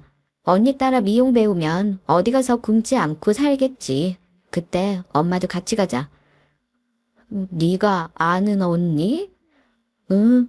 엄마 나만 믿고 이건 아무한테도 말하지 말고 있어. 알았지? 미자는 친한 언니와 몇 번 연락을 하는 것 같더니 어느 날 저에게 떠날 날짜를 조용히 알려줬습니다. 물론 이건 비밀이었죠. 집안에 아무도 모르는 비밀이요. 다만 엄마로서 조금 셋째 녀석이 마음에 걸리긴 해서 엄마와 누나가 떠날 거라는 사실은 조용히 일러주었습니다. 사는 게 힘들 땐 찾아오라고 말도 했고요. 하지만 그러던 어느 날 청천벽력 같은 사건이 생기고 말았습니다. 깊은 밤중 미자와 함께 떠나려던 날 어떻게 알았는지 시어머니가 불이 나게 들이닥친 거예요. 그날은 시어머니가 동네분의 집에서 주무시고 오신다는 날이었기에 편하게 준비하고 떠날 수 있는 날이었는데 시어머니의 등장에 너무 놀라서 가방을 떨어뜨렸습니다.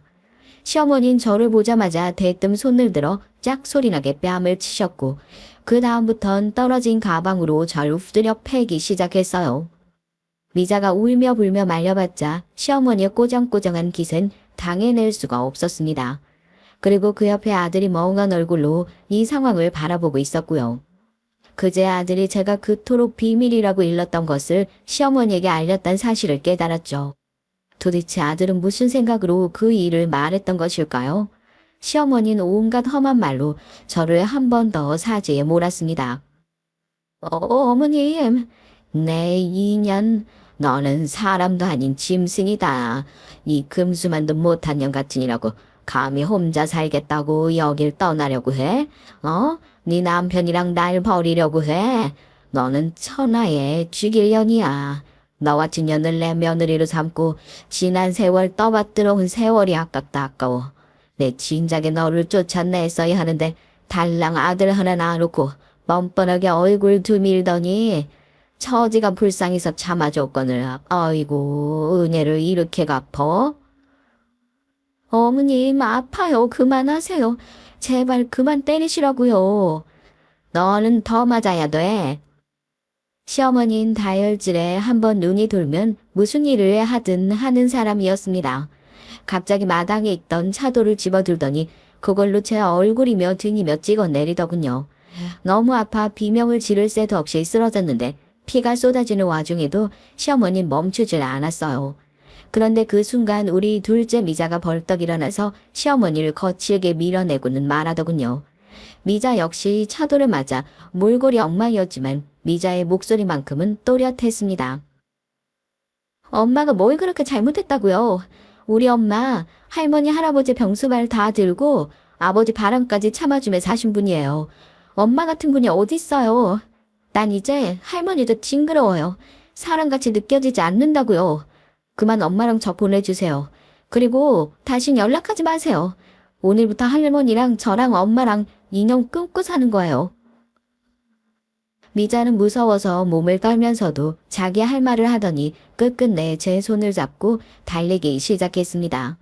시골 마을이었기에 달려도 캄캄한 밤과 논두렁이 전부였지만 저와 미자는 숨도 제대로 쉬지 않고 달렸던 것 같아요. 저나 미자 둘 다 아마 여기서 지금 나가지 못하면 영영 못 나갈 거라는 어떤 두려움이 있었던 것 같습니다. 그랬기에 1시간 동안 달리고 또 달려 마을을 완전히 벗어났죠. 그렇게 미자와 전 험난한 고생을 겪으며 서울로 올라왔습니다.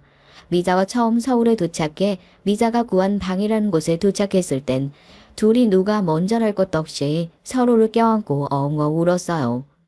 우리 모녀에게 있어선 지옥에서의 해방이었지만 그 해방에 이르는 과정이 너무나 험난하고 힘들었기에 눈물부터 난 것 같습니다. 아무쪼록 미자와 시작한 서울살이는 힘들지만 나름 행복했어요. 처음으로 남편도 시어머니도 없는 생활이었지만 나이 40 넘어 이제야 자유를 찾은 기분이었달까요? 미자는 제게 말했듯 아는 언니의 미용실에서 일을 시작했고 전 동네 식당의 주방 일을 시작했습니다. 하루 종일 서서 사모님 눈치를 보며 설거지를 하는 일은 힘들긴 했지만 그래도 그곳 서울은 미자에게나 저에게 세상 어느 곳보다 아늑한 공간이었어요. 또 미자와 제가 돈을 아껴 살았기 때문에 우린 금방 돈을 모을 수 있었죠. 예전에 남편 밑에서 살았을 땐 그저 남편이 갖다주는 돈으로만 생활하느라 제 돈이랄 게 전혀 없었는데 처음으로 제 돈이라는 게 생기고 그것을 실제로 만져보는 일은 정말 설레고 힘이 나는 일이었습니다. 쌓여가는 통장 잔고를 보는 일은 제게 있어 그 무엇보다 값진 보상이었죠. 이걸로 우리 미자 결혼할 때 몇 푼이라도 보태줘야겠다 싶은 마음으로 전 한 푼이라도 모으고자 덜 읽고 덜 쓰며 악착같이 일하고 모았습니다. 그걸 지켜보던 옆집 아줌마는 혀를 찰 정도였죠. 아이고 딸내미 시집갈 때 뭐 얼마나 해주려고 그리 악착같이 살아. 옷도 좀 사 입고 새 물건도 사 쓰고 그러지. 저번에 보니까 의류 수거하면서 옷 가져가던데. 아유, 자꾸 헌 옷만 입는 게 안타까워서 그래. 나이가 아주 많은 것도 아닌데. 아니에요. 저야 이미 좋은 시절 다 간 사람인데요. 뭐 전 우리 미자만 행복하면 돼요. 그나저나 미자가 좋은 사람 만났으면 좋겠는데. 아주머니, 혹시 주변에 괜찮은 청년 없어요? 청년? 글쎄. 아유, 있으면 소개시켜줄게. 근데 지금은 생각나는 사람이 없네. 전 그 무엇보다 미자가 제 언니처럼 돈 많은 남자를 만나 하루라도 빨리 편안하게 살았으면 싶었어요. 처음엔 첫째 미영이가 그냥 그런 집안에 시집갔으니 적당하게만 살았으면 좋겠다 싶었는데, 사위인 떡집 아들내미가 가업을 이어가다 사업을 시작했는데 그게 잘 되면서 둘이 재산도 늘려가고 좋은 차도 끌고 다니기 시작하더군요. 그렇게 미영이가 의외로 자기 팔자 피는 거 보니 우리 둘째도 그런 남자 만나면 소원이 없을 것 같았습니다. 그런데 제 기도를 하늘이 들어주신 걸까요? 그러다 어느 날 옆집 아주머니가 호들갑을 떨며 차 한 잔을 하자고 하더니 둘째에게 너무 좋은 혼처가 나타났다고 하는 겁니다. 어딘데요? 뭐 하는 집이에요? 글쎄, 아니 내가 저번에 미자 엄마 말 듣고 교회 나가서 여기저기 장가 못 간 사람들을 좀 알아보고 다녔는데 딱 한 명이 아직 안 가고 있더라고. 저기 시장통에 국밥집 파는 아줌마가 하나 있는데 그 아줌마 첫째 아들인가 봐. 근데 뭐 국밥집은 워낙 오래전부터 해오고 장사도 잘 돼서 그냥 직원 두고 대충 왔다 갔다만 하는 정도고, 사실 여기 집안에 땅이며 돈이며 아주 기가 막히게 많다네. 아니, 그렇게 돈이 많은 집안이라고요? 근데 거기서도 며느리감을 찾는다나 봐. 첫째 아들이 자긴 결혼 안 하겠다고 어쩐다 자꾸 속을 썩인다네. 뭐 어디 하자가 있는 건 아닌 것 같고 그냥 여자분은 눈이 높은가 봐. 아유, 그래도 아줌마 딸내미 정도면 마음에 들어하지 않을까? 예쁘게 생겼잖아. 기도 늘씬하고. 돈이 많은 집안이라는 말이 제기에 가장 꽂혔던 말인 것 같아요. 전 이걸 둘째에게 전달했고 미잔 조심스레 생각해보더니 며칠 뒤 한번 만나보겠다고 말을 전해왔습니다. 지금 생각하면 전 이 순간을 가장 후회해요. 제가 제 손으로 딸을 지옥으로 보낸 것 같아서 말입니다. 미잔 처음 그 남자를 만나보곤 그냥 그저 그렇다 정도로 말을 흐리더니 만남에서 점점 얼굴에 꽃을 피워갔습니다. 다른 사람은 몰라도 전 알 수 있었죠. 우리 미자가 사랑에 빠졌다는 것을요. 미자는 그 남자가 준 꽃이며 편지 같은 것들을 집에 들고 와 정성스레 장식을 해놓곤 했습니다. 그러면서 제게 조심스레 이 남자가 이런 말을 했다 저런 말을 했다 발그레한 보를 하며 소녀처럼 떠들기도 했어요. 미자, 너 그 남자가 그렇게 좋으면 결혼을 하지 그러니 엄마한테도 한번 보여주고, 엄마도 궁금해. 네가 좋다는 남자가 어떤 남잔지. 그리고 전 여기에 안달이 나서 둘의 결혼을 추진하려고 했어요. 서로 마음에 들겠다, 조건도 좋겠다. 번갯불에 콩 볶듯 보내는 감이 있긴 했지만 언제 이런 조건의 남자가 또 나타날까 조바심이 든 거죠. 거기다 늘 일만 끝나면 파김치가 되던 내 딸이 난생 처음 이 일이 행복해하는 모습을 보니까 결혼을 시켜야겠다는 생각이 굳혀졌습니다. 알겠어, 엄마. 내가 일단 그 사람이랑 얘기 나눠볼게. 그런데 이때 미자의 얼굴이 약간 어두워졌어요. 결혼을 원하지 않는다에 나의 재촉이 압박으로 여겨지는 것이 아닌가 하여 네가 원하지 않으면 조금 더 생각해봐도 괜찮다고 얘기했지만 미잔 고개를 저었습니다. 아니야, 나도 이제 결혼해야지. 내가 결혼 안 하고 집에만 붙어 있으면 엄마한테도 짐 될 텐데. 미자는 알겠다며 자기도 남자와 얘기를 해보겠다고 했고 곧이어 며칠 뒤 예비사위가 저희 집에 밥을 먹으러 오게 됐어요. 만난 예비사위는 아주 싹싹하고 성격도 좋아 보였습니다. 어른을 대하는 예의도 있어 보였고 또 자기 가정 하나는 건실하게 꾸려나갈 사람처럼 보였죠. 전 그 점이 가장 마음에 들었어요. 거기다 예비사위가 집안의 장남이었는데 형제들도 모두 의사, 검사 등 전문직이더군요. 예비사돈댁 역시 소문대로 큰 사업 하시는 분들이었고요. 하지만 그 말을 듣고 보니 조금 걱정스러웠던 점은 있었어요. 혹여라도 우리 둘째 아이를 마뜩찮게 여길까 봐요. 거기다가 당시 전 남편과 이혼을 했고 남편은 처음부터 미자 결혼식엔 참석도 안 하겠다고 못을 박았습니다. 자기 어머니한테 그러고 나간 게 괘씸하다면서요. 어이없지만 수긍할 수밖에 없었죠. 싫다는 사람을 식장에 앉혀놓고 있을 수도 없고 말입니다. 아무튼 홀어머니란 조건까지 붙었으니 제 눈에야 세상에서 가장 자랑스러운 딸이지만 그쪽 집안의 기준에서 어떻게 비춰질지 모르는 일 아니겠어요. 그래서 전 상견례 날이 다가올수록 긴장이 됐습니다. 엄마, 너무 긴장하지 마. 시부모님 다 좋은 분들이셔. 아유, 그건 아는데 그래도 엄마는 걱정되지. 엄마도 시집살이를 겪어봤으니까. 오늘 엄마 옷 괜찮니? 촌스럽지는 않지? 엄마, 오늘 세상에서 제일 이뻐. 대망의 상견례 날 미자가 옆에서 저를 달래는 말을 해도 마음이 가라앉질 않았어요. 그리고 드디어 사돈 내외를 보게 됐죠. 전 이날 정말 충격적인 경험을 했습니다.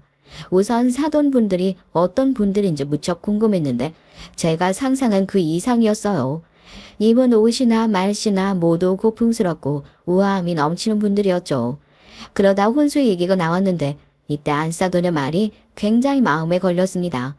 마치 저희 처지를 비웃는 말이었거든요.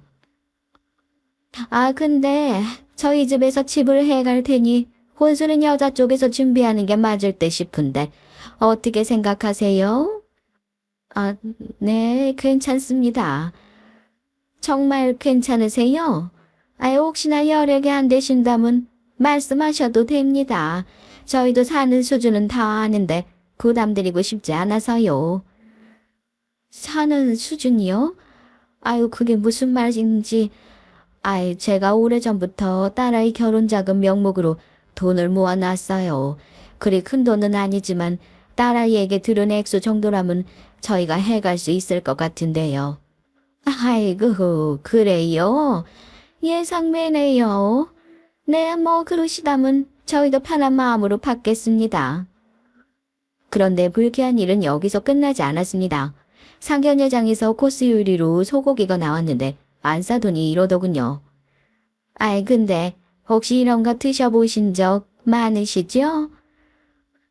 네, 아이, 저는 소고기를 별로 안 좋아해요. 고기 종류 자체를 잘 안 먹는 편이죠. 저희 딸애도 그렇고요. 그래요? 비싸서 못 사드셨던 건 아니고요? 네? 아니에요. 농담입니다, 농담. 농담이라기엔 정말 기분이 묘해지는 농담이었죠. 거기다 이상하고 기분 나쁜 일이 한 가지 더 있었습니다. 딸아이의 신우가 될 사람도 함께 자리에 있었는데 저와 사돈댁이 말을 하는 와중에 계속해서 자리를 비우더라고요. 알고 보니 담배를 피우고 오는 거였습니다. 화장실을 가는 줄로만 알고 있었는데 제 옆을 스치면서 알싸한 담배 향이 풍겨져 오더라고요. 물론 담배 피는 건 이해할 수 있었지만 상견례라는 중요한 자리에서 계속해서 자리를 비우며 담배를 피러 나갔다 오는 건 좀 실례지 않나 싶었죠.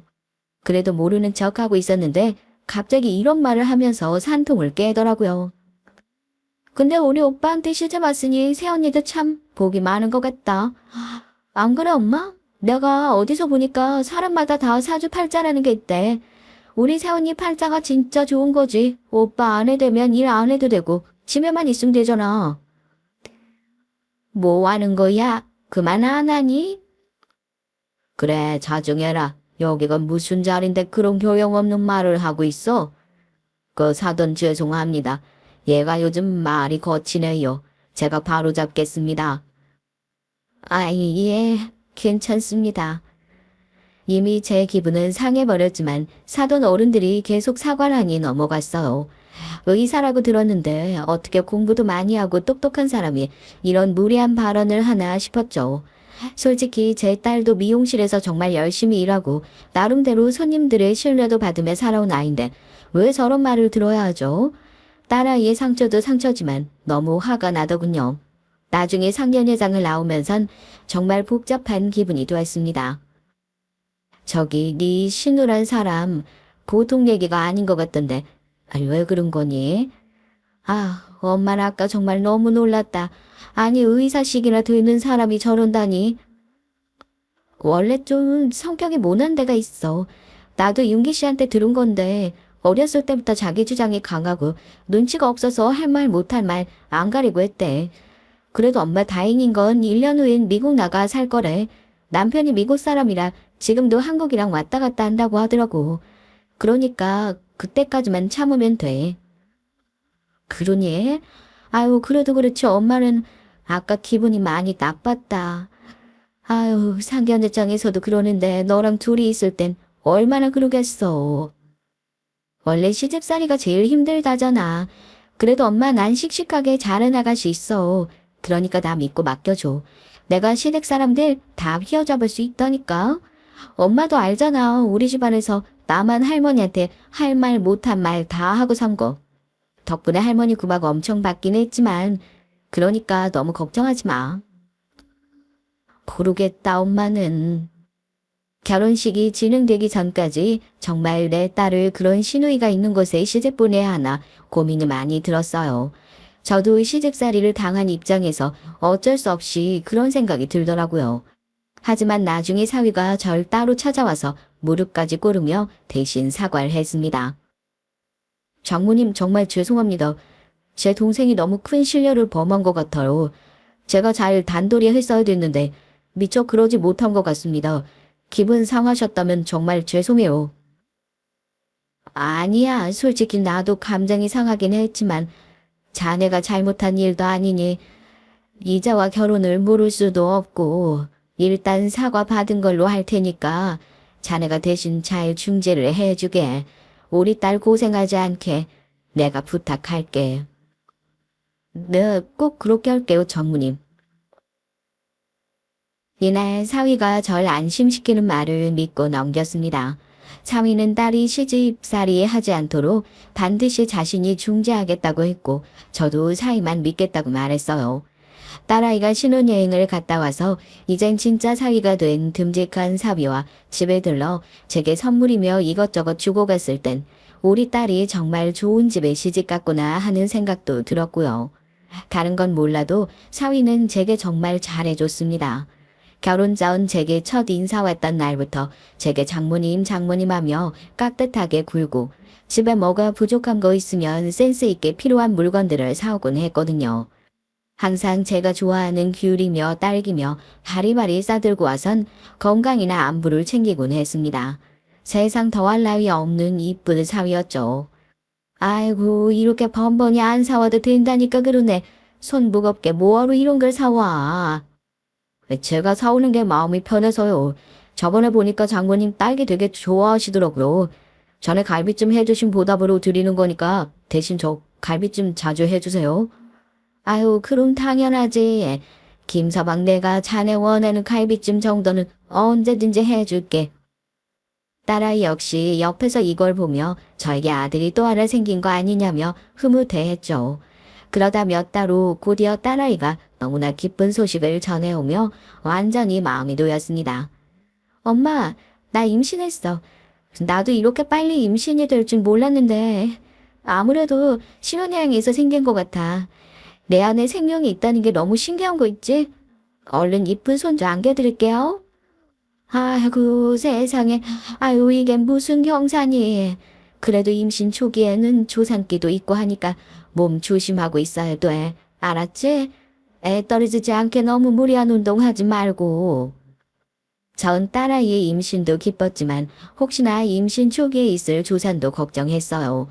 저 젊었을 적엔 주변에 그렇게 애가 떨어진 여자들 몇 명 있었거든요. 다행히 딸아이인 임신 초기를 지나 중기까지 무탈하게 흘러가는 것 같았습니다. 그제야 저도 마음을 완전히 놨고요. 딸아이가 입덧이 별로 없어 다행히 먹고 싶은 음식들을 마음껏 해서 신혼집으로 나르는 게 제 삶의 낙이었습니다. 딸아이는 임신한 동안 저와 비슷하게 고기를 좋아했는데 그래서 전 일을 끝내고 돌아오면서 꼭 정육점을 들러 딸아이 좋아하는 제육볶음이나 삼계탕, 갈비찜이나 하는 것들을 뚝딱뚝딱 만들어내곤 했죠. 엄마, 나 엄마가 해주는 음식들 먹으니까 너무 살 것 같아. 아, 왜 김서방이 뭐 안 사줘? 아니, 그 사람도 사주지. 근데 엄마 음식이 내 입엔 제일 잘 맞아. 내가 한 음식은 어딘지 모르게 밍밍하고 맛도 없고 엄마 음식 없었으면 어쩔 뻔했을까 몰라. 고마워 엄마. 딸아이는 이러다 살이 잔뜩 쪄서 출산 후 어떻게 살을 빼야 할지 모르겠다고 푸념을 늘어놓곤 했어요. 전 딸아이가 먹는 모습을 보며 흐뭇해하곤 했고요. 그게 저의 주말 일과였습니다. 그런데 그러던 어느 날 너무 끔찍한 일을 맞이하게 된 거예요. 제 딸이 임신 중기 유산을 하고 만 것이었습니다. 소식을 들은 건 사위에게서였습니다. 사위는 침울한 목소리로 이 소식을 전했고 전 너무 놀라 병원으로 뛰어갔죠. 정확한 얘기를 듣기 위해 의사 선생님을 만났는데 선생님은 종종 이런 경우가 있다면서 너무 낙심하지 말라는 말을 전해주시더군요. 하지만 딸은 이미 정신적으로 많이 피폐해져 있었습니다. 태동이 안 들려서 병원에 갔는데 세상에 이런 일이 있을 줄 몰랐어, 엄마. 나 어딘가 마음이 너무 허해. 일단 대학병원 가서 아이부터 밖으로 빼내야 한대. 안 그러면 산모한테 합병증이 생긴다고. 딸아이는 힘없이 중얼거렸고 그 뒤로도 많이 힘들어했어요. 아이 잃은 기분이 어딘지 공허하다며 제 앞에서 눈물도 많이 보이곤 했죠. 다행히 딸은 그 이후 아이를 또 임신했고 이번엔 건강히 출산까지 했습니다. 딸아이가 첫아이를 출산하고서 엄마 생각 많이 난다며 너무 고맙고 미안하다는 말을 전하는데 저까지도 감격스러워서 눈물이 났어요. 갓난아기였던 딸이 어느새 어른이 되어 자식까지 낳은 엄마가 됐다니 참 시간 흘러가는 속도가 제 생각보다 빠르다는 걸 느꼈습니다. 딸아이는 남자아이를 출산했는데 시부모님이 남자라서 더 좋아하는 것 같다며 잘 해주신다고 했어요. 저도 그 말에 조금 안심이 들었고요. 제가 딸을 낳아 시집살이를 고되게 했기 때문에 딸만큼은 결코 그런 일로 구박받지 않았으면 했거든요. 하지만 그러면서도 딸에게 이렇게 말했던 것 같습니다. 시부모님이 잘해주신다니 다행이다. 근데 엄만 우리 손주가 여자라도 좋아. 엄마 때야 여자 남자 차별이 있었지. 손주라면 여자든 남자든 다 상관없이 이쁘다. 응, 엄마. 낳아놓고 보니까 딸이고 아들이고 뭐가 중요한가 싶어. 내 자식인데 다 이뻐. 그나저나 엄마 그럼 말도 안 되는 이유로 시집살이 당했던 거 지금 생각해도 화가 나. 우리 그때 빠져나오지 않았더라면. 딸아이는 말끝을 흐렸습니다. 그 이후 저는 남편과 이혼 도장을 찍고 연락을 하지 않았고 첫째 딸아이와 막내 아들만 간간히 연락을 하고 있었어요. 막내 아들은 한 번씩 연락할 때마다 돈 달라는 부탁만 했기 때문에 야속하기도 했고요. 그럼에도 어찌되었건 제가 가장 사랑하는 우리 둘째 딸 미자가 행복해하는 모습을 보면 제 시름도 걱정도 사라지는 듯 했습니다. 그러던 어느 날 정말 충격적인 경험을 하고야 말았어요. 제 모든 예상을 뒤엎은 경험이었습니다. 제가 반찬을 만들어 딸네 집으로 향하는 길이었는데 사위의 모습이 보이더라고요. 기쁜 마음에 사위를 부를까 하다가 일단 손을 흔들었는데 절 보지 못하기에 가까이 다가갔죠. 그런데 혼자가 아니더군요. 젊은 여자의 목소리가 들렸습니다. 오빠, 와이프한테 안 들어가 봐도 돼? 오늘 외박한다고 했어. 오늘 우리 둘이야. 진짜? 웬일이야. 역시 우리 오빠 박력 터진다니까. 너랑 있으려고 그런 거지. 오늘 어디 갈까? 전에 갔던 그 스테이크 집 갈까? 전 놀란 마음을 추스리고 조금씩 다가가 여자의 얼굴을 확인했어요. 둘은 연인처럼 바싹부터 다정히 손을 잡고 있더군요. 손이 떨려왔습니다. 그토록 믿었던 사위는 바람을 피고 있었어요. 애엄마가 되어 힘들어하는 딸을 두고 말입니다. 전 그 자리에서 바로 사위 쪽으로 걸어갔고 사위는 저를 보자마자 흠칫 놀라며 젊은 여자를 옆으로 밀어냈습니다. 장모님, 여기로 어떻게 왔긴. 자네 지금 우리 미자 두고 바람을 피는 겐가? 똑바로 말하게. 그게 장모님. 사위는 곧장 제 앞에서 무릎을 꿇으며 장모님이 생각하는 사이는 아니다라는 식으로 변명을 했어요. 옆에 있던 젊은 여자는 상황을 지켜보다가 도망을 가버렸고요. 내가 생각한 사이가 아니면 무릎을 왜 꿇어? 지금 장난하나 자네? 저 장모님 있잖아요. 제가 사실은 요즘 집사람과 사이가 안 좋았는데 여자가 꼬리를 치는 바람에 그만 넘어간 겁니다. 정말 생각하신 그런 게 아니에요. 머릿속으론 저도 이 상황을 어떻게 생각해야 할지 혼란스러웠어요. 사위가 말하는 걸 보니 둘째 딸은 사위의 바람을 전혀 눈치채지 못한 것 같았고요. 일단은 계속 길거리에 서 있을 수 없어서 커피숍으로 들어갔는데 사위는 제 눈치를 한번 쓱 보더니 기어 들어가는 목소리로 말을 하더군요. 저 집사람에겐 비밀로 해두시면 안 될까요? 집사람은 모릅니다. 다시는 안 그러겠습니다, 장모님. 정말이에요. 전 사위가 어디서 어떻게 여자를 만났던 간에 다시는 이런 일이 있어서는 안 된다고 했고 나름대로 물샌 바가지를 틀어막기 위해 노력했죠. 허나 영원히 지켜질 비밀은 세상에 없다고 하죠. 딸아이가 저에게 전화가 온 건 그로부터 한 달 후였습니다. 제게 애 아빠가 바람을 피는 것 같다고 토로를 하더군요. 한숨이 절로 나왔죠. 이 모질한 놈을 어떻게 해야 할지 정말 속이 터질 것 같은 기분에 곧장 딸네 집으로 달려가 한바탕 난리를 떨었습니다. 사위는 똑같은 레파토리였고 딸은 애를 껴안은 채 펑펑 울고 있었어요. 사위의 상간녀는 사위네 회사의 경리였는데 심지어 딸네 집에 인사를 한번 오고 난 후 딸과 친구처럼 지내는 사이였다고 했습니다.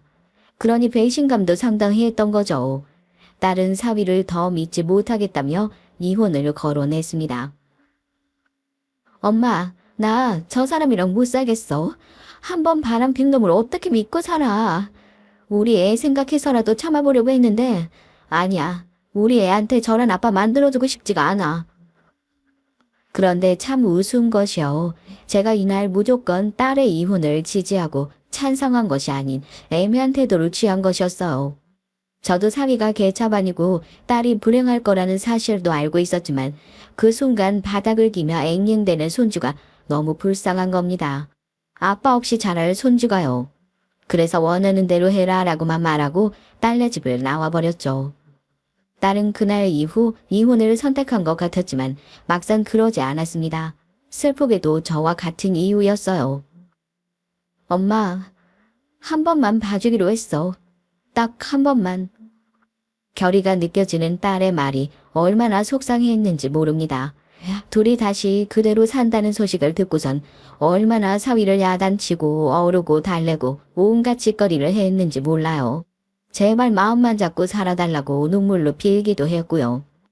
특히 박가사돈이 상견 예장 땐 워낙에 무뚝뚝해 어떤 분인지 몰랐지만 나중에 사위가 바람을 폈다는 말을 듣고선 아주 호되게 꾸짖으셨다 하더군요. 한 번 더 바람을 피우고 싸돌아다니면 호적에서 파버릴 거란 말씀까지 하셨다고 해요. 그 말에 사위가 제대로 겁을 먹었고요. 박가사돈은 제게 따로 전화를 해서 폐를 끼쳐 죄송합니다. 자식 교육을 잘못시킨 제 탓입니다. 죄송합니다. 라는 짧은 말씀을 전하기도 하셨습니다. 안사돈에게선 아무런 연락이 없었지만 마치 남자라면 다들 한 번쯤 바람 피는 게 당연하다는 식의 꼿꼿한 태도였어요. 기분 나빴지만 그 집에 경우 있는 양반이 한 사람이라도 있다는 것이 다행이다 싶었습니다. 다행히 딸내에서 5년간은 안 좋은 소식이 들리지 않았고 둘째 손녀까지 출산해서 그럭저럭 잘 살아가는 것 같았어요. 저는 당시 막내 아들이 사고를 치는 바람에 그 사고를 뒷수습하고 다니느라 정신이 없어서 딸내에게 큰 신경을 써주지 못했고요. 다름 아닌 이 녀석이 어디에 돈을 투자했다가 그게 잘못되는 바람에 경찰서를 왔다 갔다 해야 했는데 변호사를 선임하는 과정에서 돈이 나가야 했거든요. 아들은 당연히 그 돈을 충당할 여력이 없으니 제가 해주어야 했죠. 노후 자금으로 모으고 있던 돈은 그렇게 자식에게 다 가버리고 말았답니다. 엄마 미안해. 내가 언젠가 반드시 꼭 성공해서 갚을게. 고마워. 그리고 작은 누나한테도 미안하다고 전해줘.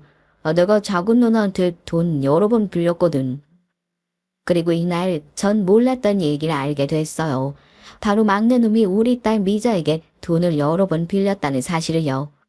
그 순간 이놈이 어찌나 얄밉고 밉상스럽던지 가뜩이나 힘들게 살고 있는 딸인데 저 몰래 돈을 빌렸다고 하니 한 대 패주고 싶은 심정이었습니다. 또 미자가 저에게 한 번도 그 부분을 말하지 않았다는 것이 엄마 입장에선 안쓰럽고 그렇더군요. 나중에 미자에게 말하니 미자는 웃으며 말했어요. 아이 엄마, 별것도 아니다 뭐. 큰 돈도 아니었어. 동생이 빌려달라는데 그럼 어떡해. 너무 그러지 마. 내가 빌려주고 싶어서 해준 거니까. 그래도 혹시나 사돈 떼게 하시면.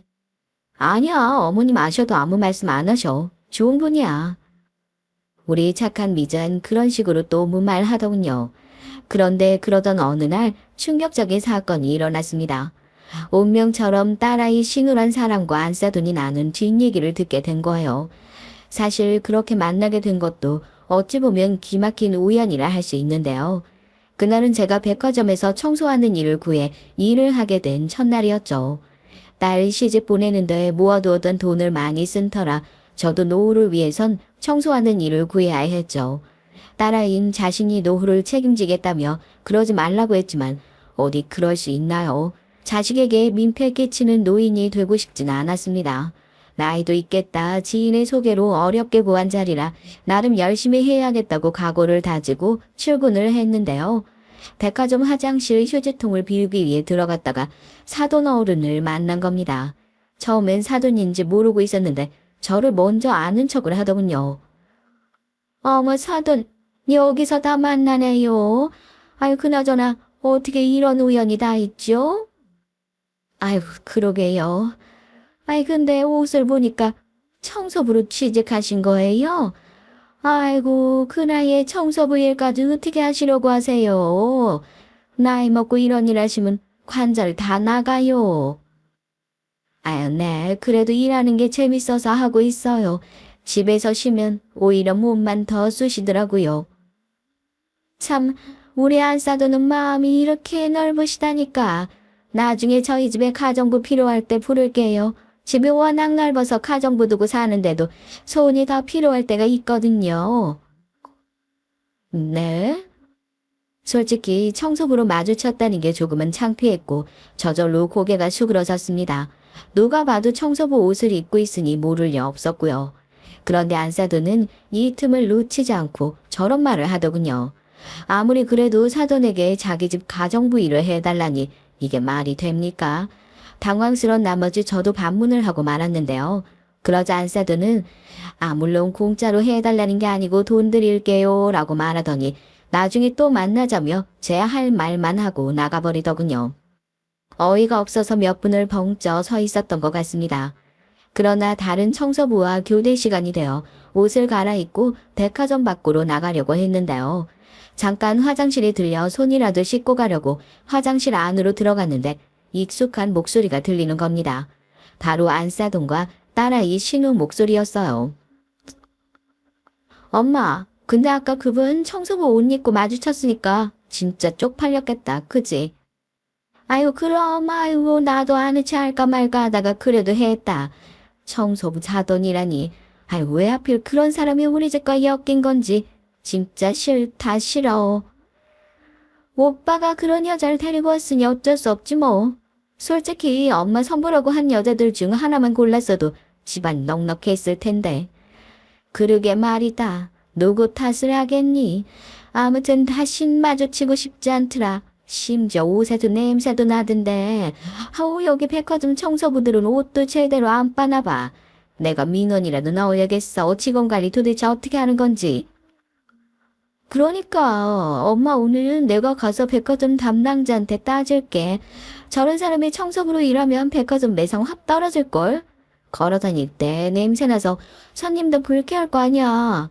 그리고 저기 뭐야. 오빠한테 들었는데 새언니 친정에 돈까지 퍼다 줬다며? 그 집 막내 아들이 사고 쳐서. 그래 내가 열받아 혼났다 진짜. 치지리도 없는 집구석이야. 자식 새끼들이 다 그 모양이니 아유 처지가 불쌍해서 봐준 거다. 순간 모멸감이 확 치솟아 얼굴이 붉어졌고 도저히 그 자리에 있을 수 없어 도망치듯 나와버렸습니다. 머릿속에선 계속해서 그들의 대화 내용이 맴돌았죠. 절 능욕하는 말들, 제 직업을 가지고 함부로 찌어대던 말들, 그 모든 것이 상처가 됐어요. 눈물이 주르륵 흐르는데 이 와중에 갈 곳은 없어 그저 서점에 가 몸을 녹이며 하염없이 흘러내리는 눈물을 닦아내렸죠. 그런데 사람의 인생이란 참 묘합니다. 가장 힘들고 마음이 무너져 내리는 상황에서 사위에게 전화가 온 거예요. 사위는 제 목소리가 안 좋으니 대뜸 무슨 일이 있냐고 물었고 전 고지곳대로 소리를 치며 말해버렸죠. 사실 그 순간엔 감정을 참을 수가 없었거든요. 사위는 저희 집으로 딸과 함께 찾아와 또 무릎을 꿇고 죄송하다고 하더군요. 전 이날 사과를 받으면서도 기분이 무덤덤했습니다. 사위가 제게 사과할 일도 아니었고 다름 아니라 제게 용서를 빌어야 할 장본인은 따로 있었으니까요. 하지만 정작 그 장본인들은 제게 어떤 연락도 취하지 않았습니다. 오로지 저 혼자만 감정을 사겨야 했을 뿐이었고요. 더군다나 안사돈이란 사람은 정말 뻔뻔하더군요. 나중에 딸까지 이 상황을 알고서 이혼을 하겠다 뭐 하겠다 난리를 치며 사태가 커지자 저희 집으로 찾아온 거예요. 저에게 위로금이라며 돈을 전달하더라고요. 이 정도면 됐겠죠? 뭐가 됐나요? 아시잖아요. 더 큰 문제 만들지 말죠. 가족끼리. 어이가 없어 따지려고 드니 안사돈은 더 큰 무기를 꺼내 들었습니다. 제가 상상치 못했던 부분이었죠. 제가 말 실수했고 사돈 기분 언짢게 해드렸다면 죄송합니다. 그런데 사돈, 저도 할 말 많습니다. 우리 맏며느리가 자기 동생 챙기겠답시고 우리 아들 돈을 몇 번이나 가로채 갔어요. 애가 요즘 일하느라 얼굴살이 쏙 빠져서 보고 있으면 안쓰러워 죽겠다니까요. 사돈도 알고 계셨죠? 그건 알고 있긴 했지만, 네, 모두 제 아들 돈입니다. 아시다시피 우리 며느린 집안에서 살림만 하니까요. 마치 안사돈은 그게 대단한 무기라도 되는 듯 제 딸이 집에서 자기 아들 등골 빼먹는 존재라는 듯 말을 이어갔어요. 제가 친정에 그렇게 돈 퍼나르는 거 아니라고 그리 말이어도 말을 안 듣더라고요. 며느리는 결혼하면 출가 외인인 걸 우리 며느리만 몰라요, 사돈. 큰 액수는 아니라고 들었습니다. 자그만치 5천만 원이에요. 5천이 누구 동네 개 이름인가요? 그 말에 말문이 턱 막혀버렸어요. 사실 저야 더 쏘아붙이고 싶었지만 근데 언제 왔는지 모르게 제 딸이 뒤에 서 있더라고요. 알겠습니다, 사돈. 그 돈 제가 갚아드리죠. 그러니 지금 나가주세요. 위로금 필요 없습니다. 갚을 거란 기대도 안 해요. 이런 집구석에서 어떻게 5천이 있겠어요. 참 아직도 전 이날을 잊을 수가 없네요. 그런 말을 하고 나가는 안사돈이라는 작자나 제 딸의 무너진 얼굴이나 저의 처량한 모습, 이 모든 것들이 거실 유리창으로 비춰오는데 가슴이 꽉 막힌 듯 했어요. 그 뒤로 전 둘째 딸과 오랫동안 연락하지 못했습니다. 제가 전화를 걸어도 딸 쪽에서 받질 않았어요. 그런데 사람 일은 참 묘해요. 이렇게 무너져 있을 때 뜻하지 않은 우연을 만나게 되기도 하니까요. 어느 날 갑자기 아들에게서 전화가 오더군요. 오랜만에 걸려온 아들의 전화라 반갑기보단 어색하고 얼떨떨했습니다. 그래 무슨 일이냐? 너 혹시 사고라도 친 게야? 엄마 사고는 무슨 반가운 소식 전해주려고 전화했지. 반가운 소식은 무슨 너 이번에도 전처럼 돈 해달라고 전화한 거 아니지? 엄마 돈 없다. 먹고 죽을래도 없어. 엄마 무슨 그런 말을 해. 나 철 들었어. 이번에 정말 그런 거 아니고 내가 엄마한테 줄 게 있어서 그래. 엄마 집으로 갈 테니까 나 좋아하는 김치찌개 해줘. 아들은 역시나 아들이었어요. 갑자기 생뚱맞게 저에게 줄 게 있다고 하더니 전화를 툭 끊어버리더군요. 무슨 일인가 해서 나갔더니 아들은 정말로 두툼한 돈봉투와 함께 통장 하나를 건넸습니다. 눈이 안 좋아 작은 글씨는 잘 보이지 않았지만 액수는 억이 넘어갔어요. 이게 어떻게 된 일인지 해서 물어보니 아들은 이번에야말로 투자 사업이 성공했고 큰 돈을 벌어들였다고 하더군요. 안정되기까진 말을 아끼고 있었고요. 누나에게 보답도 하고 싶다면서 누나 몫까지 따로 전달해주고 싶은데 누나가 연락이 안 된다고 하더라고요. 그제야 저도 작은 딸내와 연락이 닿은 게 아주 오래전이라는 게 상기됐습니다. 예전엔 어린 손녀딸도 봐주고 곧잘 놀아줬는데 말이죠. 아들을 만나고 난 후 전 제가 먼저 딸에게 연락을 했어요. 그리고 손녀딸을 보고 싶다는 핑계로 집으로 오라고 했죠. 오랜만에 본 딸은 어딘지 사람이 넋이 나가 있는 것 같아 보였습니다. 하지만 그 부분에 대해선 말을 피하려 하길래 손녀딸만 몇 번 놀아주고 말았죠. 그런데 언제부턴가 손녀딸이 저만 보면 자꾸 이상한 말을 하는 겁니다. 할머니, 엄마가 매일 아파해. 어린 손녀는 저만 보면 계속 딸이 아프다는 말을 했어요. 제가 보기엔 딸이 어디 아픈 것 같진 않았는데 말이죠. 혹시 건강상의 문제가 있나 해서 물어보니 그런 건 결코 없다고 말했습니다. 하지만 사람의 감이란 것이 무섭죠. 제 머릿속에 문득 한 사람이 스쳐 지나가더군요. 딸의 핸드폰에 시어머니라는 글자만 보면 몸을 자동으로 떤다든지 하는 반응이 걸렸습니다. 네, 바로 안싸돈이요. 저도 모르게 갑자기 무섭게 몸이 일으켜졌고 전 사위에게 위치를 물어 사돈댁을 찾아갔습니다. 무슨 일인지 모르겠지만 일단 알아는 봐야겠다 싶었어요. 그리고 전 거기서 보면 안 될 것을 보고 말았습니다. 사돈댁의 문을 열자마자 안사돈이 제 딸의 머리채를 잡고 있더라고요.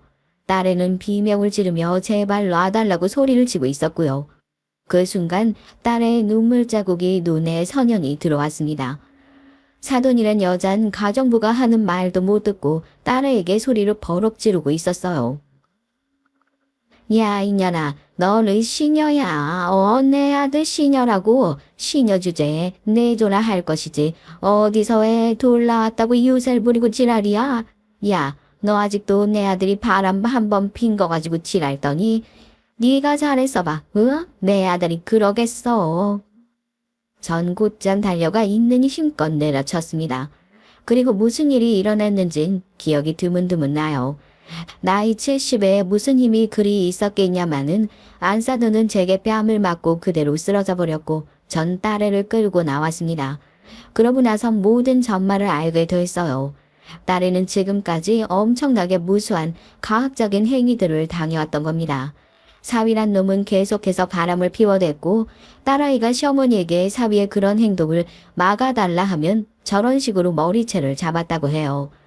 이외에도 시어머님 분수도 모르고 날뛰는 자기가 싫다며 청소부 딸년이라는 말을 하며 머리채를 잡았다고 합니다.